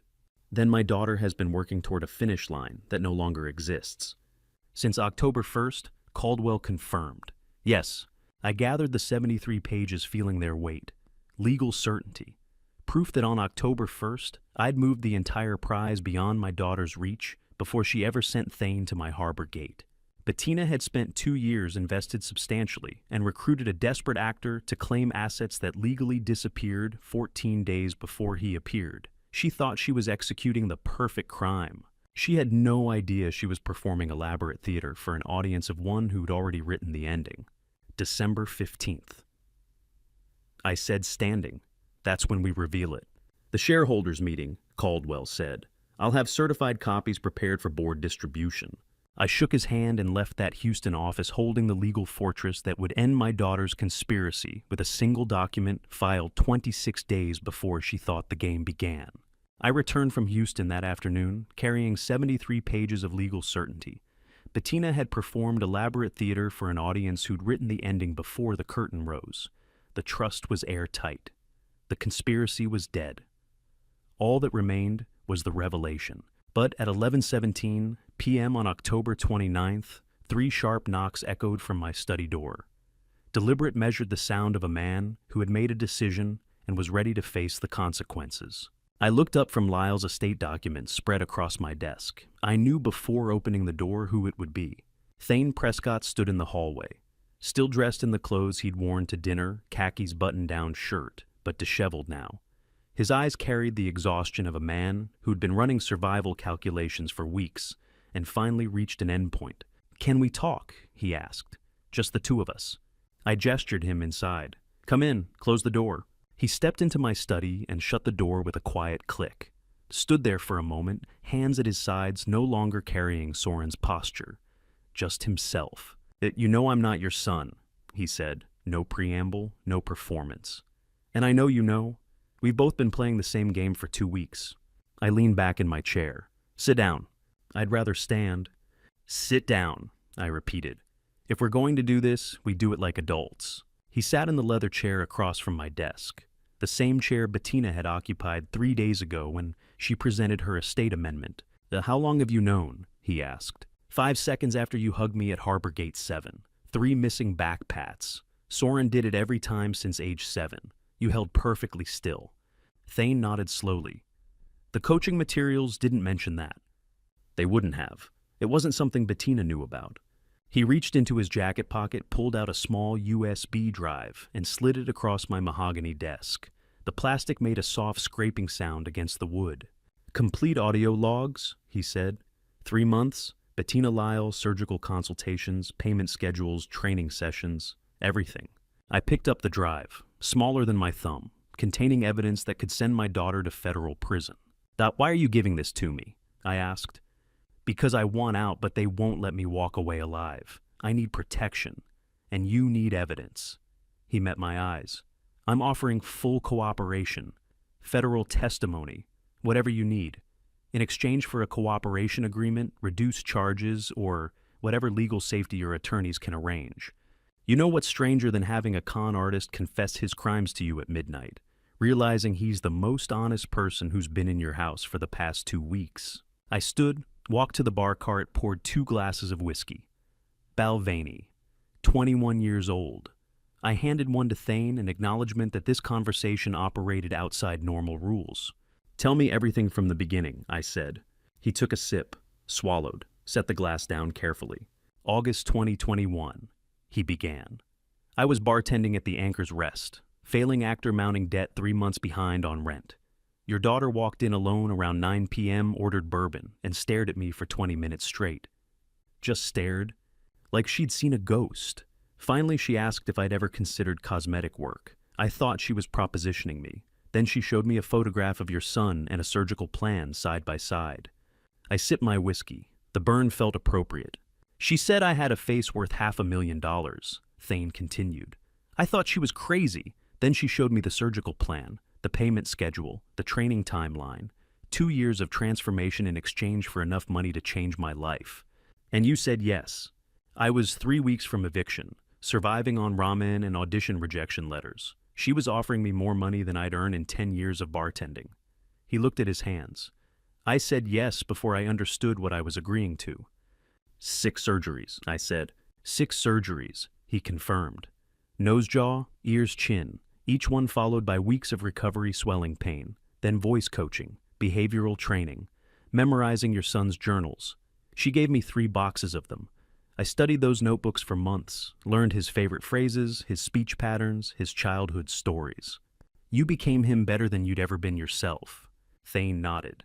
By the time the final surgery healed, I didn't recognize my own face anymore. I'd transformed into someone else completely. Sitting across from a man who'd surgically transformed himself into my son, listening to him, ask why my daughter would orchestrate such elaborate destruction, I finally understood what Francis had been trying to tell me. For 38 years, I was a brilliant strategist and a catastrophic father. But there's one thing I never understood, Thane said. One thing she never explained in all those training sessions, all those months of preparation. What's that? Now why? He leaned forward. Why did she do this? You're her father. She's CFO of your company. She has position, wealth, respect. Why burn it all down? Why risk federal prison? Why spend 2 years and $500,000 on this elaborate deception? I sat in silence for a long moment. Thane's question hung in the air between us. I thought of Francis's diary, the final entry warning me about Bettina's starvation for recognition. I thought of 40 years building an empire, while my daughter watched from the sidelines, brilliant and overlooked. The answer wasn't complex. It was devastatingly simple. She didn't do it for money, Thane, I said quietly. She did it so I would finally look at her. That's it. His voice carried genuine disbelief. That's the whole reason? No, I met his eyes. The whole reason is that I taught her how to be ruthless, how to execute the perfect strategy, how to plan 3 moves ahead, and then I never once looked her in the eye and told her I was proud of her. Thane stared at me. All this, the surgeries, the training, the elaborate deception, just so you'd pay attention to her. I nodded, unable to speak, because the truth was worse than that. Bettina hadn't just orchestrated a perfect crime, she'd built a mirror that forced me to see exactly who I was, a man who could read corporate balance sheets with surgical precision, but couldn't see his own daughter starving for recognition 20 feet away. Jesus, Thane whispered. Yeah, I said. We sat in silence, 2 men on opposite sides of a conspiracy united by the understanding that we were both victims of the same blindness. On November 1st, Russell Farrell called me at 7 a.m. and said 6 words that shifted my entire understanding of who was really destroying my family. Lyle's been stealing for 14 months. I was standing in my kitchen, coffee halfway to my lips, when the words hit me like a physical blow. What did you say? Your son-in-law has been embezzling from Harrington Maritime since September 2022. Russell said, voice tight with controlled fury. 18 wire transfers totaling $18.3 million. Every single one structured to stay below federal reporting thresholds, $900,000 here, $1.1 million there. He's been running it through a shell company called Reed Maritime Consulting LLC, registered in the Cayman Islands. I set the coffee cup down before I dropped it. And how did we miss this? Because Lyle's the CFO, Russell said. He controls the accounting systems. He buried the transfers in legitimate operational expenses, port fees, equipment leases, insurance premiums. Each payment looked clean on the surface. It took me 3 weeks of forensic analysis to trace the pattern. I sat down hard at the kitchen table. It had $18.3 million, I repeated, over 14 months. September 2022 through October 2023. Russell confirmed. That's 5 months before Bettina found Thane in that Jacksonville halfway house. Lyle started stealing half a year before his wife launched the imposter conspiracy. The implications crashed over me in waves. They weren't working together, I said slowly. Lyle was running his own exit strategy. That's what it looks like, Russell agreed. Bettina's building an empire play, replace your dead son, control the trust, take over the company. But Lyle, he's liquidating. He's been moving $18.3 million into an offshore account, while his wife builds a fraud that requires Thane to stay in place for decades. Those are opposite strategies. I pressed my hands flat against the table to steady myself. When did they get married? I asked. June 2019, Russell said. 4 years ago. I did the math in my head. Soren's letter, the one he'd sent from that fishing boat in 2018, the one that never reached me, had been intercepted in August 2018. Lyle married Bettina 10 months later. He intercepted Soren's letter in 2018. I said, married Bettina in 2019, started embezzling in 2022. He's been positioning himself inside this family for 7 years. And now he's cashing out, Russell said. The last transfer went through on October 27th, $1.03 million, 4 days before I caught the pattern. I felt something cold and sharp settle in my chest. This wasn't just betrayal, this was calculated methodical theft, executed by a man I'd welcomed into my family, given a C-suite position trusted with my company's finances. How do you measure the damage when the person you hired to protect your wealth spent 7 years systematically destroying it from the inside? Does Bettina know? I asked. I don't think so, Russell said. If she knew Lyle was stealing, she'd have stopped him. His embezzlement threatens the whole conspiracy. If the company goes bankrupt before the trust executes, there's nothing for her to control. She needs Harrington Maritime intact. But Lyle doesn't, I said. He just needs his $18.3 million and a flight to somewhere without extradition. Exactly, Russell said. I pulled his passport records. He's been to Grand Cayman 4 times in the last 14 months, always for banking conferences. Each trip was within 48 hours of a major transfer. I stood up and walked to the window. Outside the Houston skyline was waking up traffic building lights coming on, in office towers, people starting their ordinary days. And I was standing here learning that my daughter-in-law's husband had stolen $18.3 million while she orchestrated a surgical conspiracy to replace my dead son. 2 betrayals running in parallel, 2 separate plans to destroy everything I'd built. What's our next move? I asked. I've already contacted the FBI, Russell said. Special Agent Victoria Chen is opening a federal investigation into wire fraud and money laundering. With the evidence I've compiled, they can freeze Lyle's offshore accounts and issue an arrest warrant within 72 hours. I turned away from the window. Not yet, I said. Don't arrest him yet. Russell was silent for a moment. Why? Because if we arrest Lyle now, Bettina will know we're onto the family. She'll disappear. Thane will disappear. We'll lose our chance at the December 15th confrontation. So we let Lyle stay free for 6 more weeks, Russell asked carefully. We let the FBI build an airtight case, I said. We document everything. And on December 15th, when Bettina sits in that boardroom, thinking she's about to execute the trust and take control of my company, we hit her with all of it at once. The imposter, the fraud, the conspiracy. And then while she's processing that, the FBI walks in and arrests her husband for stealing $18.3 million. Maximum impact, Russell said quietly. Maximum justice, I corrected. We talked for another 20 minutes about evidence protocols, FBI coordination, asset freezes. By the time I hung up, my coffee was cold and my hands were shaking. Lyle had married Bettina in 2019, 1 year after intercepting the letter that could have brought my real son home. He'd spent 7 years working his way into my company, my family, my trust. And then, in September 2022, while his wife prepared to launch the most audacious fraud I'd ever seen, he'd started quietly stealing pieces of my empire and hiding them in offshore accounts, building his own escape route. 2 conspiracies, 2 betrayals, 1 family. And in 2 weeks on December 15th, she would sit in that boardroom thinking her husband stood beside her, with no idea the FBI had already built a federal case that would send him to prison for 2 decades. The call from Captain Osborne came at 7:43 on a Friday morning, 48 hours after the FBI had opened their investigation into my son-in-law's embezzlement. I was in Russell's office reviewing wire transfer documentation when his computer chimed with an incoming video call from a Barbados area code.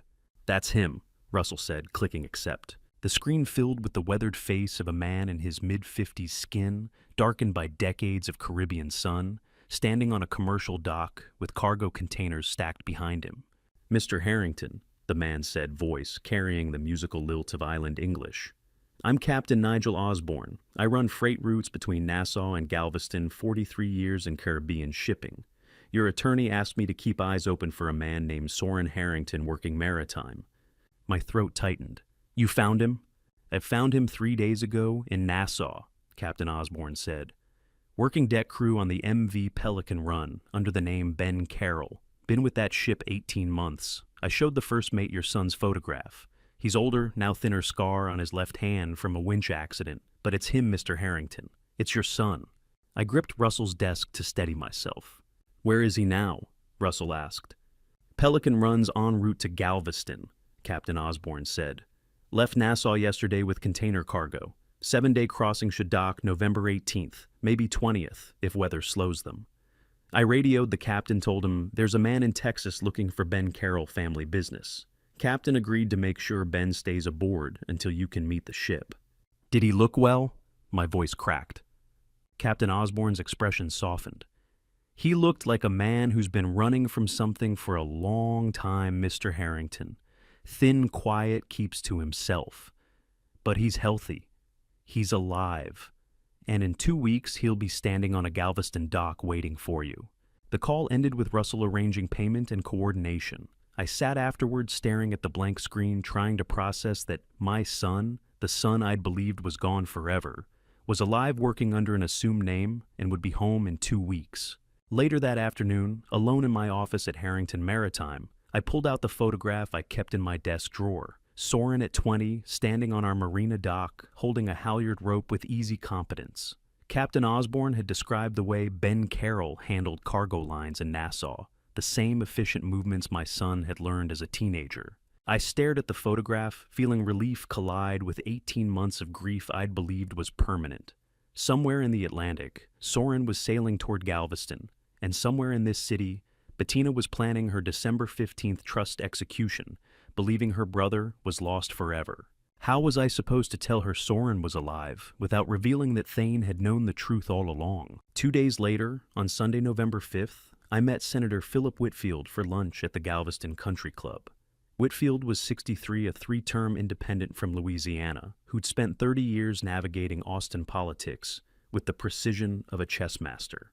He'd called Friday afternoon, asking for an urgent meeting about legislative developments affecting Harrington Maritime. We sat overlooking the golf course. Whitfield slid a manila folder across the tablecloth before I'd even ordered. "Clause 47. B," he said. "Amendment to Texas Maritime Commerce Bill introduced 3 weeks ago. Creates a regulatory loophole that would devalue AI-driven maritime patents by 60 to 70%. I opened the folder. Pages of highlighted legislative text, technical language about patent classifications. "I don't understand," I said. "Why would—" "Your son-in-law lobbied 3 Commerce Committee members to support it," Whitfield interrupted quietly. "Used the Harrington name, presented himself as representing your company's interests. Told them you believed AI maritime patents were overvalued and needed market correction." The grilled redfish the waiter had delivered went forgotten. "Yes, Lyle did this," Whitfield confirmed. "Amendment scheduled for floor vote, November 29th. If it passes, your Harbor Eye patent loses $47 million in valuation overnight. Becomes worth maybe $15 million at most." I set down my fork, understanding crystallizing with cold clarity. "He's not just embezzling," I said. "He's destroying the company's value before he runs." "That's what it looks like," Whitfield said. "Hollow out the cash through theft crater, the patent value through legislation, leave Harrington Maritime as a shell. I'm guessing he's planning to disappear before anyone realizes what he's done. Can you stop the amendment?"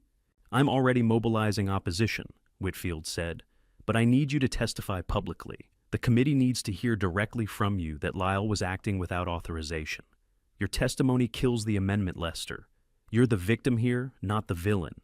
I sat in my car in the country club parking lot afterward, hands on the steering wheel, watching Senator Whitfield's black Lincoln pull away. 3 deadlines converging November 18th to 20th when Soren would arrive.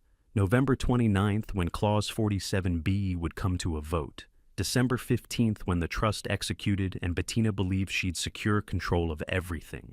34 years ago, I taught 8-year-old Bettina to read shipping manifests in this same parking lot, showing her how to understand the maritime business that would someday be part of her inheritance. Now, her husband was systematically destroying that inheritance while her co-conspirator prepared to steal it outright. Russell was waiting in my office when I returned at 4 p.m. "I found something," he said, sliding a document across my desk. "Lyle's marriage license application from 2016. I looked at the form. Standard Texas marriage license, Lyle's information in careful handwriting. But there was a notation in the margin named Change Documentation, Carson to Thornton, filed Harris County, June 2016. "Carson," I said. "I ran the name," Russell said quietly. Gerald Carson owned Carson Maritime Services, a Houston shipping firm. Competed directly with Harrington Maritime for Gulf Coast contracts through the 2000s. In 2009, you acquired their primary client base. Carson Maritime went bankrupt 6 months later. Gerald Carson lost everything: his business, his house, his retirement. He died in 2019. I stared at the marriage license, understanding shifting like tectonic plates. "Lyle is Gerald Carson's son," I said. Russell nodded. "He changed his surname 6 months before he met Bettina, 7 years ago. Everything since then, the courtship, the marriage, the CFO position, the embezzlement, the legislative sabotage. It wasn't opportunistic theft, Lester.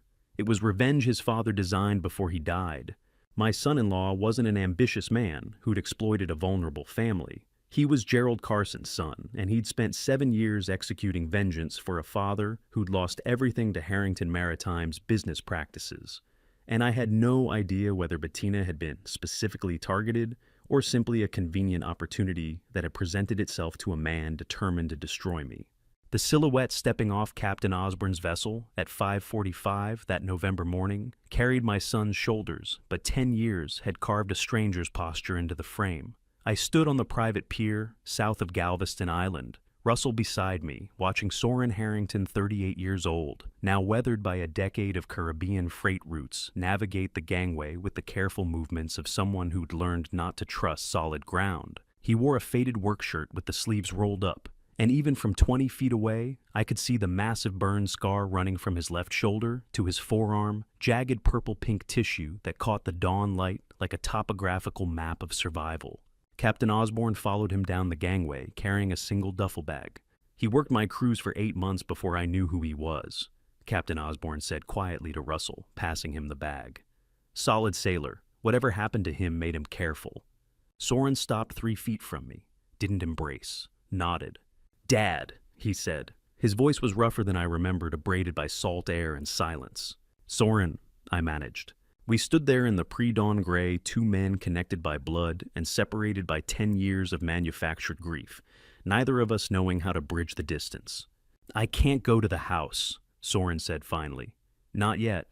Russell said there's someone living my life." "Yes," I said.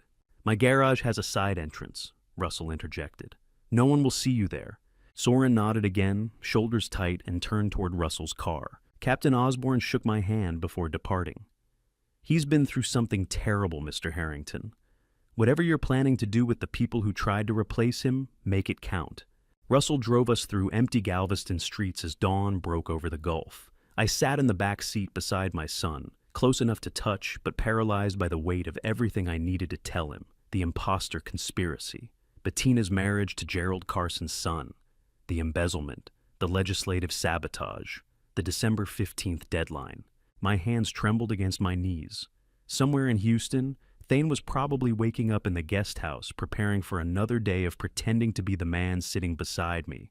And I was going to have to tell Soren that Thane existed, that there was a surgically altered stranger, wearing his face, living in his childhood home, accepted by his sister as family. How was I supposed to explain that the grandson who carried Soren's genes called another man Dad? Russell's garage was a converted warehouse near the port, secure and private.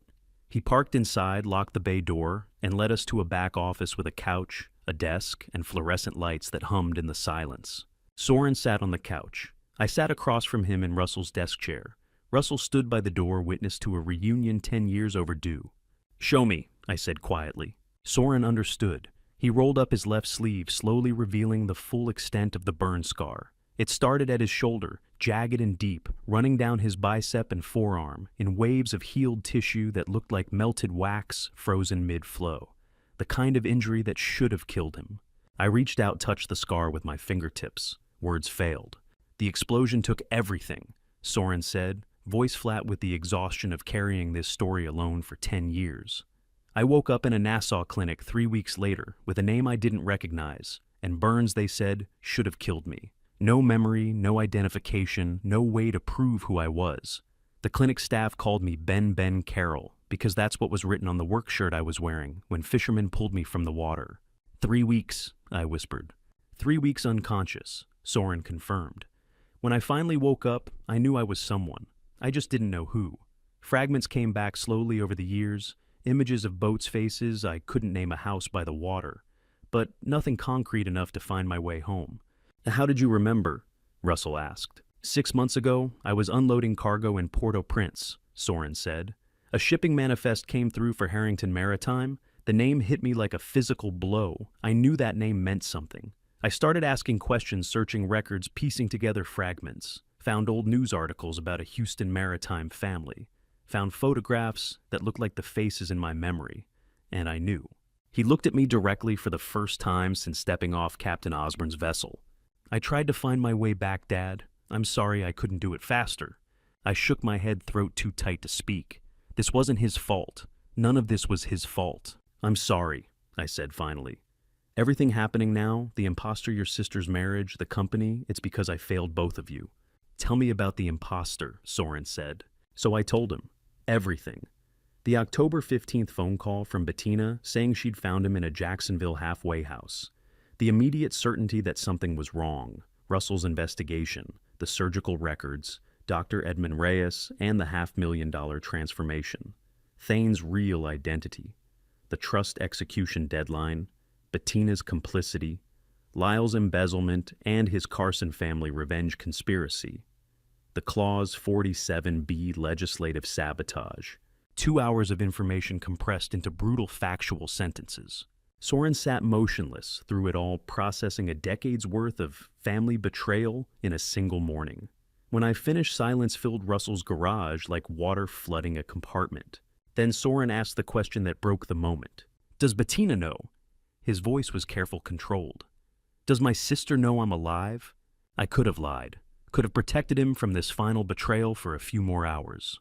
But he deserved the truth. She found out October 15th. I said quietly. Russell told her the same day we discovered Thane was an imposter. She knows you're alive. She knows where you are. And she chose to protect Thane's identity anyway. The color drained from Soren's face. She knew for a month, his voice cracked. She knew I was alive, and she chose him. The burn scar seemed to pulse in the fluorescent light. Physical proof of 10 years of suffering, his sister had decided, didn't matter as much as protecting the man who'd stolen his identity. I said. Soren stood abruptly, walked to the far corner of the garage, and pressed his forehead against the concrete wall. His shoulders shook once, twice, then went rigid with control, and I understood that the explosion 10 years ago hadn't just stolen my son's memory. It had given my daughter permission to forget he'd ever existed. Soren spent the 26 days between November 18th and December 14th in Russell's garage processing a decade of stolen identity while we built the case that would destroy the people who'd tried to replace him. Now, Russell's hand on my shoulder at 11:38 kept me seated in the terminal alcove 30 yards from gate D12, where my son-in-law would arrive in 9 minutes carrying $2 million and a passport that said his name was Daniel Reeve. Holloway and Drummond are positioned behind the jetway service door, Russell whispered. Briefcase has false bottom, $2 million in hundreds. Canadian passport under Daniel Reeve cleared customs flagging an hour ago. He's committed. I watched the gate area through the alcove's tinted glass partition. Qatar Airways flight 778 to Doha was scheduled to depart at 11:55. From Doha, Daniel Reeve could disappear into a dozen countries without extradition treaties. Lyle had planned this exit for years, the offshore accounts, the shell companies, the fake identity. All he had to do was board. There, Russell said quietly. Lyle Thornton appeared at the far end of Terminal D at 11:43, walking with the unhurried confidence of a man executing a well-rehearsed plan. He wore a charcoal business suit, carried a leather briefcase in his right hand, and moved through the sparse late-night crowd like someone catching a routine international flight. No nervousness, no backward glances, just calculated predation disguised as ordinary travel. He reached gate D12 and approached the counter. I couldn't hear the exchange from 30 yards away, but I watched him slide the Canadian passport across to the gate agent with the smooth efficiency of someone who'd done this before. The agent scanned it, checked her screen, and smiled. "Mr. Reeve, you're boarding Group 2, she said, voice carrying in the quiet terminal. "We'll call you in just a few minutes." Lyle nodded, took the passport back, and moved to the seating area near the boarding line. 7 years, he'd sat at my table, held my grandson, kissed my daughter. 7 years building this escape route while pretending to be family. I watched his hands rest steady on the briefcase handle. No tremor, no tells, just the cold calculation of a man who'd infiltrated my company, married my daughter, and systematically stolen $18.3 million as revenge for a father who'd lost everything to my business practices. And I recognized that calculation because I'd used the same ruthless efficiency 40 years ago, when I'd bankrupted Gerald Carson's maritime firm, taking their client base and leaving Carson with nothing. Predation ran in multiple bloodlines. The difference was I'd done it in the open through legal business warfare. Lyle had done it through fraud theft and a 7-year lie. At 11:46, the gate agent announced boarding for Group 1. Lyle stood smoothing his suit jacket, preparing to join the line. Agent Marcus Holloway stepped through the jetway service door first. 43 years old, 2 decades into FBI white-collar investigations, he moved with the practiced invisibility of someone who'd arrested dozens of fleeing executives. Agent Sarah Drummond followed 36 and specialist in financial crimes, holding the arrest warrant and evidence manifest in her left hand. They crossed the 15 feet to Lyle in 6 seconds. "Lyle Thornton," Holloway said, voice flat and procedural. "FBI, face the wall. You're under arrest for wire fraud, embezzlement, and conspiracy." Lyle froze. The briefcase slipped from his hand and hit the terminal floor with a heavy thud that echoed through gate D12. 8 minutes before cabin doors would have sealed. 8 minutes from escape. Drummond moved behind him, cuffing his wrists while Holloway retrieved the briefcase and set it on the gate counter. The agent who'd called Lyle Mr. Reeve 60 seconds earlier now backed away, eyes wide. "I want my attorney," Lyle said, the only words he spoke. Holloway recited Miranda rights while Drummond photographed the briefcase documenting the evidence seizure. The handful of passengers waiting to board watched in silence as federal agents processed the arrest with efficient, practiced movements. By 11:51, Lyle was cuffed, the briefcase was tagged, and Drummond was escorting him toward the terminal exit, while Holloway coordinated with airport security. Russell stood. "It's done. Drummond's texting Bettina's attorney now. She'll know within 30 minutes. We walked through the terminal in silence past security checkpoints and shuttered shops out into the December night. The parking structure was nearly empty at this hour. Russell's car was on level 3, and we didn't speak until we were on the highway heading south toward Galveston. "She'll call me," I said finally. "She'll call, and I won't know what to say that doesn't destroy her further. She made her choices, Lester," Russell said quietly. "October, November, every day she chose to protect the imposter over your company, over you, over Soren. Tonight she gets to live with those choices." I stared out the window at Houston's nighttime sprawl, imagining my daughter receiving the text from her attorney at 12:15 a.m. Husband arrested, federal charges, $2 million seized. And tomorrow today now, since we'd crossed into December 15th, she would walk into the Harrington Maritime boardroom for the shareholders meeting and see her real brother's face for the first time in a decade. How do you tell your daughter her husband is arrested, her son is an imposter, and her real brother is alive, and still expect her to function in 9 hours? You don't. You let her shatter tonight so she can face the reckoning tomorrow. Russell's dashboard clock read 12:28 a.m. when my phone vibrated in my jacket pocket. I pulled it out. Bettina's name on the screen, calling from whatever darkness she was drowning in after her attorney's text had arrived 13 minutes ago. My thumb hovered over the answer button. Russell's eyes met mine in the rearview mirror, steady and questioning. I thought about Soren spending 26 days in a garage processing the sister who'd known he was alive and chosen the imposter anyway. I thought about the shareholders meeting in 8.5 hours where Bettina would have to face the consequences of every choice she'd made since October 15th. I thought about the fact that comfort now would only delay the devastation waiting for her in that boardroom. I let the call ring through to voicemail. The phone stopped vibrating. The highway stretched empty ahead. And somewhere in Houston, my daughter was alone with the wreckage of her choices 9 hours from the moment when every lie would collapse, and she'd have to look her real brother in the eyes and explain why she'd chosen a stranger over him. I arrived at Harrington Maritime headquarters at 7 a.m., 3 hours before the board meeting that would change everything. Bettina walked in at 8:57, with Thane half a step behind her left shoulder. She'd chosen to fight with the imposter at her side rather than face this morning alone. She looked like she hadn't slept. Dark circles, wrinkled suit hair pulled back with less precision than usual. She'd spent the night processing her husband's arrest. Now she was here defending the man who'd helped destroy her family. Thane stood beside her, 37 surgically precise in every feature, his face a masterwork of manufactured identity. The absence of a burn scar was the one tell he'd never anticipated mattering. Elmer Delaney called the meeting to order at 9 a.m. sharp. 12 board members filled the mahogany table. Senator Whitfield occupied the observer seat. Russell sat beside me with 3 folders of evidence. This emergency session addresses identity verification for trust execution purposes, Elmer said. Dr. Sinclair, you have the floor. Dr. Verna Sinclair laid out the DNA evidence with clinical detachment that made genetic impossibility sound like mathematics. 0 probability of biological relation between the individual seated beside Mrs. Thornton and the Harrington family line. She said, sliding packets to each board member. No familial match across any marker set. Bettina's jaw set. She didn't speak. Russell followed with signature analysis, 12-point variance across pressure points, loop, formations, terminal strokes. Professional conclusion, deliberate forgery.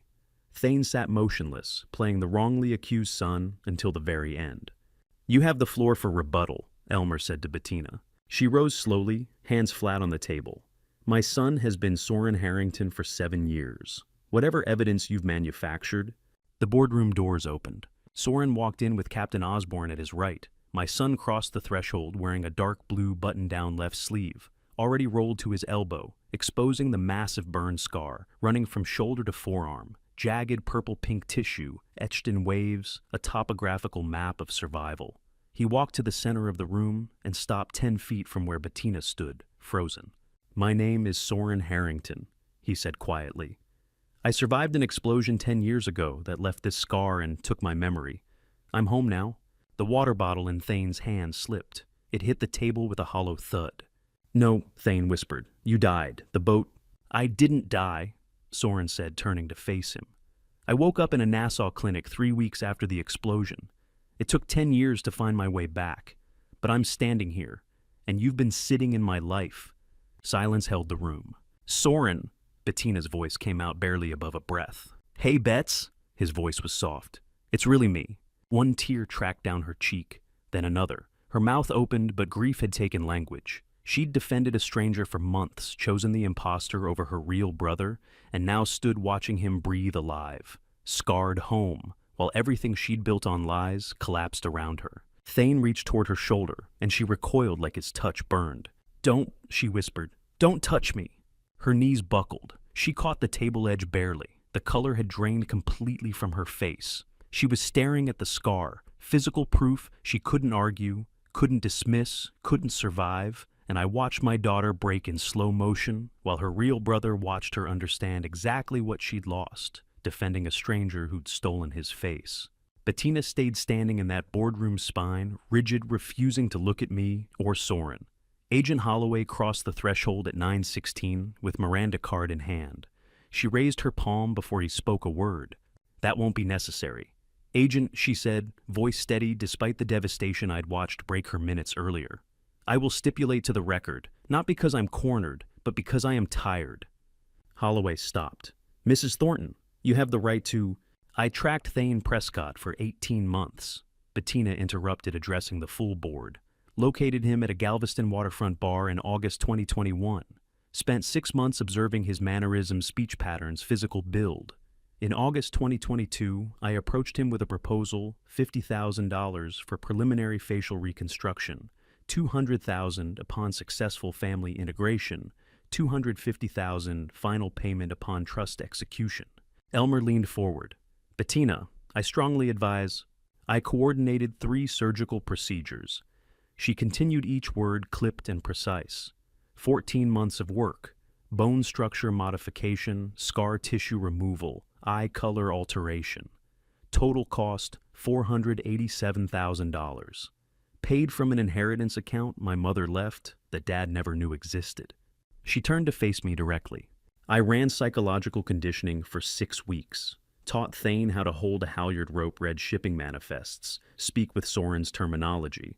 I showed him photographs, played voice recordings, drilled him on family stories until he could recite them without hesitation. I targeted the estate systematically, knew the trust executed when Soren turned 38, knew presenting him after 10 years would trigger paternal guilt. I planned for every contingency except the one that happened. Which was? Holloway asked. The real Soren coming home, she said, glancing at her brother. I believed the explosion had killed him. I was filling a void with someone who could carry the name forward. I was wrong. She turned back to me. In her eyes I saw something I hadn't seen since she was 8 years old, desperate need for acknowledgement. I didn't do this for money, she said quietly. The trust was leverage, not objective. I did this so he would finally look at me, just once. So he would see me as something other than the acceptable daughter who managed paperwork while he built ships with his real child. She held out her wrist to Holloway. I'm ready now. They escorted her out at 9:37 a.m. 6 hours later, I stood at the end of a secure holding corridor while Soren sat across from Bettina through security glass 38 and scarred beside 42 in handcuffs. You wired money to keep me in the Caribbean, Soren said. Monthly payments to Captain Osborne and 3 other operators. You weren't just hiding Thane. You were preventing me from coming home. Yes, Bettina said. Why? Because if you came back before December 15th, everything collapsed. Her voice cracked. I needed Dad to need me for something. Anything. Even if that thing was fraud. I didn't stay because of your money, Soren said. I stayed because I wasn't strong enough to face family memories. The explosion took everything, my identity, my confidence, my sense of belonging. But when I was ready, I came home. He leaned forward. I am still your brother. Tears spilled down her cheeks. You were always better than me, she whispered. No, Soren said. I was just luckier. I got the explosion that stole my memory. You got the father who forgot you were there. Neither of us deserved what we got. Soren stood, touched her shoulder, and turned toward the door. His eyes met mine down the corridor. No accusation, just one question. I couldn't answer what had I done, or failed to do, that made my daughter believe a crime was the only way to make me look at her. My daughter walked out in federal custody and didn't look at me as they let her past. I spent 3 days after Bettina's transport answering Soren's unspoken question about what I'd failed to do as a father. The answer was waiting in a Houston law office where trust documents turned neglect into numbers and gave me one last chance to choose family over empire. David Brennan, 59 and 3 decades administering Houston's largest estate trusts, read the distribution terms with quiet neutrality on December 18th at 10 a.m. We sat in his downtown conference room, me, Soren, Russell, and Elmer, while Brennan formalized what I'd restructured in the 72 hours since Bettina's confession. 40% voting equity and operational control to Soren Harrington. Brennan read, 40% to the Francis Harrington Foundation for Maritime Family Services, established December 16th, with charter mission to locate missing maritime workers, support disappearance investigations, and fund advanced burn treatment research. Soren's head snapped up. You're naming it after Mom? She used to say money is just paper unless it brings people home, I said quietly. Took me 10 years to understand what she meant. 20% voting equity to the Bettina Harrington Education Trust. Brennan continued, held in independent trustee control during federal sentence and, for 5 consecutive years, post-release with 0 recidivism, at which point full distribution rights transfer to her. Elmer leaned forward. You're giving her 20% after what she did. I'm giving my daughter a reason to come home when she's served her time, I said. There's a difference. And that's $80 million, Elmer said, after orchestrating the largest maritime fraud in Texas history. Yes, I said simply. Russell watched me with the expression of someone who'd spent 3 months building a prosecution case and was now witnessing its architect choose mercy over justice. He didn't object. He'd seen what I'd seen in that holding corridor, Soren, forgiving his sister while she sat in handcuffs. Bettina may not liquidate, transfer, or leverage the equity, Brennan continued.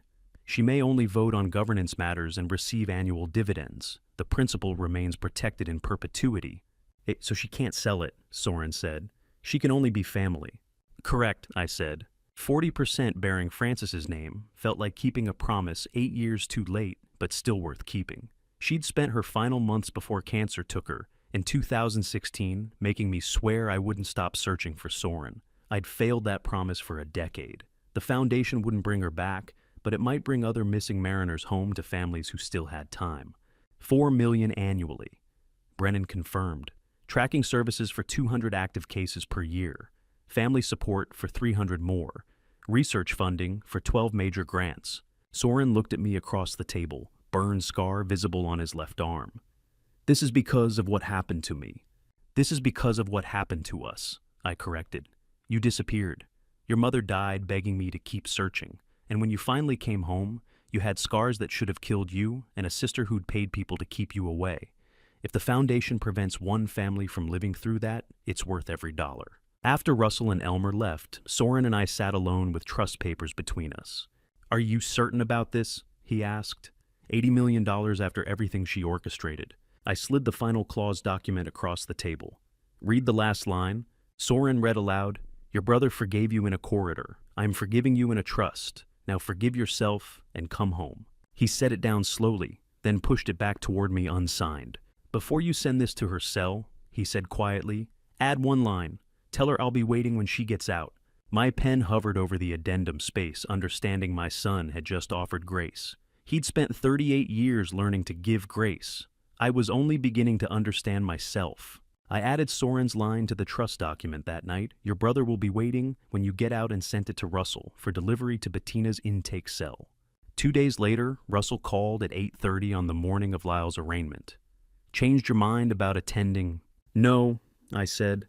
I was sitting in my Galveston study with Soren across the desk, reviewing shipping manifests for routes he'd managed starting January. Tell the prosecutors justice doesn't need my attendance to work. 7 counts, Russell said. Conspiracy wire fraud, money laundering, obstruction, identity fraud, conspiracy, and 3 counts fraudulent disclosures. 18 to 22 years federal penitentiary. His attorneys recommending plea, but Lyle's demanding trial. I watched Soren circle a notation about Caribbean freight logistics, the same routes he'd worked for 8 months, under the name Ben Carroll. Lyle's courtroom theater was somebody else's story now. Russell called back at 11:15. He refused the plea. Trial starts March. Evidence is overwhelming. Cayman Bank records, Thane's audio recordings, Harbor Eye server access logs. He's looking at the full 22 years. And Thane accepted a deal yesterday, 5 years for conspiracy and identity fraud, full cooperation against Lyle in exchange for reduced sentence. Sitting in my study while Russell described a courtroom I wasn't attending felt like watching storm reports from a hurricane that had already passed. The damage was cataloged. The rebuilding had started. What mattered was the man across from me, learning the business his mother had begged me to teach him before cancer took her. Dad, Soren said, looking up from the manifest. You still with me? I'm here, I said. Where were we? Nassau Customs protocols, he said, so I explained them. 2 days later, I attended Bettina's sentencing at Galveston County Courthouse. She wore county orange. Her attorney stood beside her as the judge read terms. 7 years custody, 4 years minimum before halfway housing consideration, plus $2 million civil restitution. Cooperation regarding co-conspirator assets noted as sentencing mitigation. Remanded immediately. Bettina nodded once, didn't look at me in the gallery. Afterward, Russell found me in the hallway. She asked if you were here. I told her you were waiting outside. She nodded and went with the bailiff. I handed him the sealed envelope containing the trust documents, 42 pages giving my daughter 20% of an empire, and one sentence telling her she was still family. She needs to read this tonight, I said. The first night is the hardest. I want her to know she's not alone. Russell delivered the documents at 8 p.m. Bettina received them at 8:45. The next morning he arrived at my door with a single piece of county jail stationery folded in half. She sat with the trust documents for 2 hours, he said, then wrote this. I unfolded the page. 3 words in Bettina's careful handwriting. That was all. 3 words acknowledging 42 pages of mercy, $80 million in protected trust, and 2 sentences telling her she was forgiven and her brother was waiting. What should I tell her? Russell asked. Tell her I got it, I said. 3 words, I got it. I placed the page on my bedroom shelf beside Frances's diary. The room didn't feel hollow anymore. The shelf that had held only memories now held the first fragile thread of reconciliation.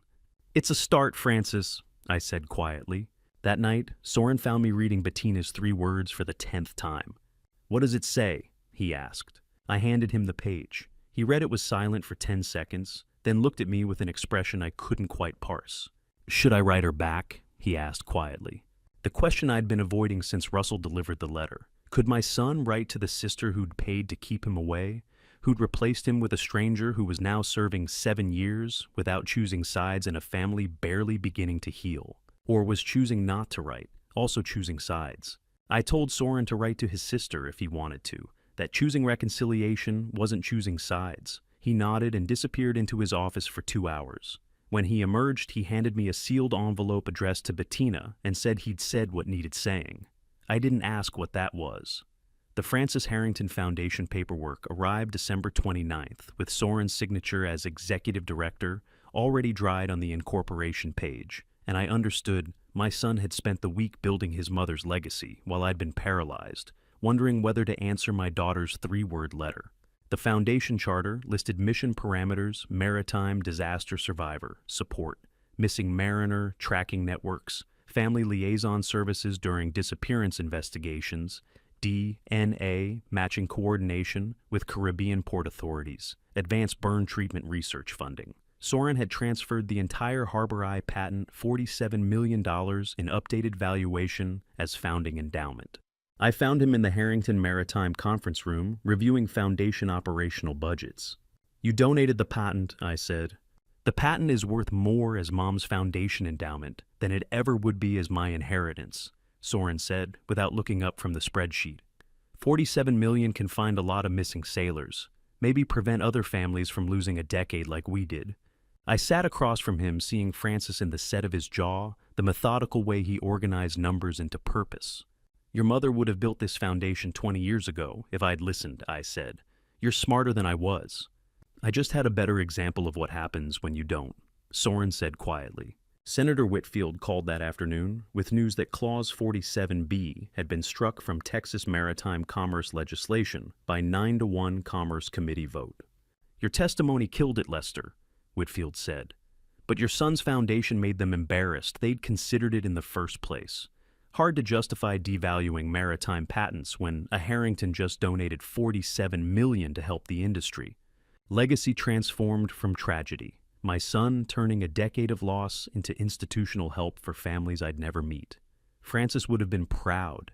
Bettina's letter mentioned 47 dead-tone calls before she stopped trying to tell me the truth, the same number as the $1 million valuation of the patent Soren just donated to find missing sailors.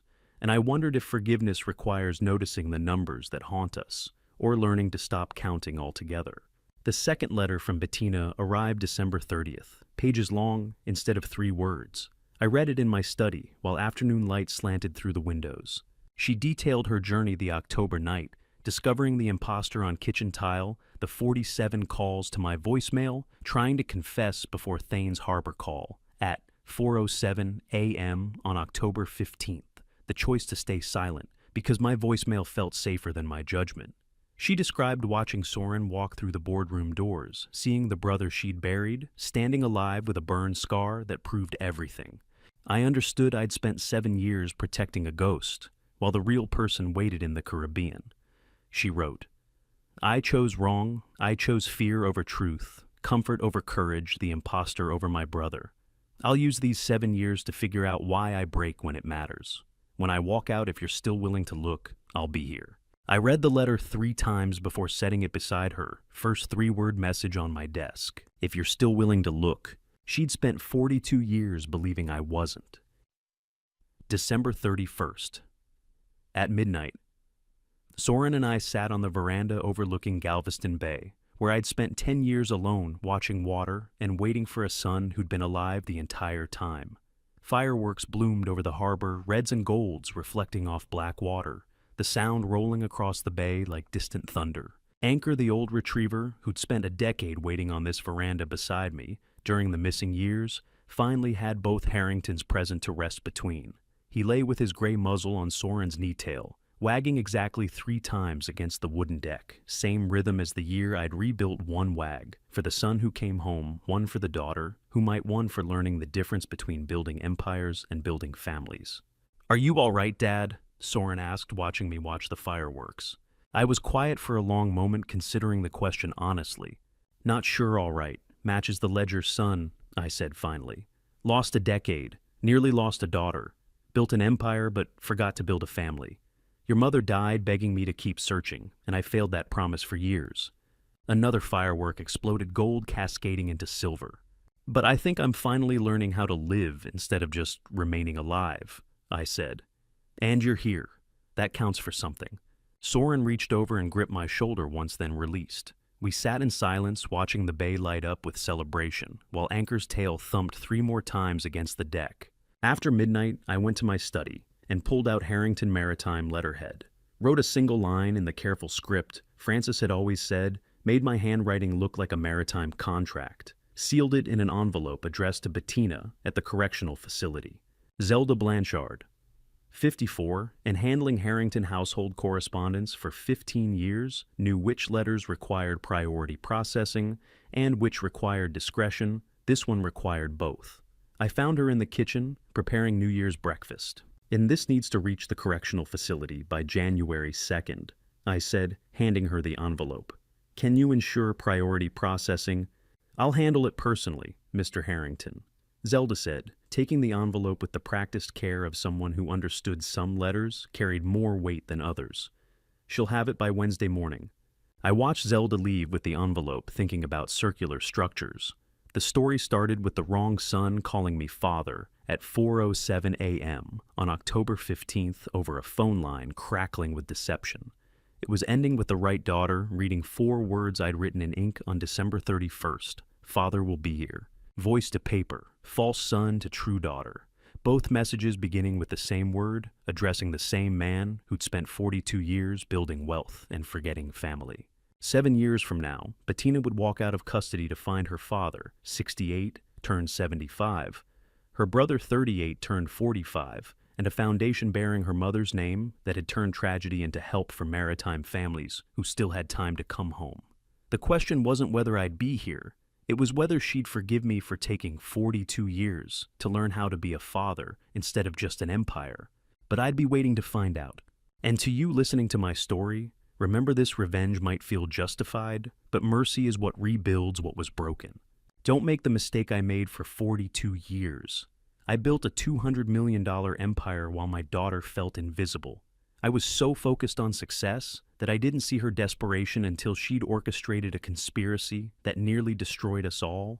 If I'd looked at her, really looked, maybe family betrayal wouldn't have become her only path to my attention. Family betrayal cuts deeper than any business deal gone wrong. But here's what I learned. Forgiveness isn't weakness, it's strength.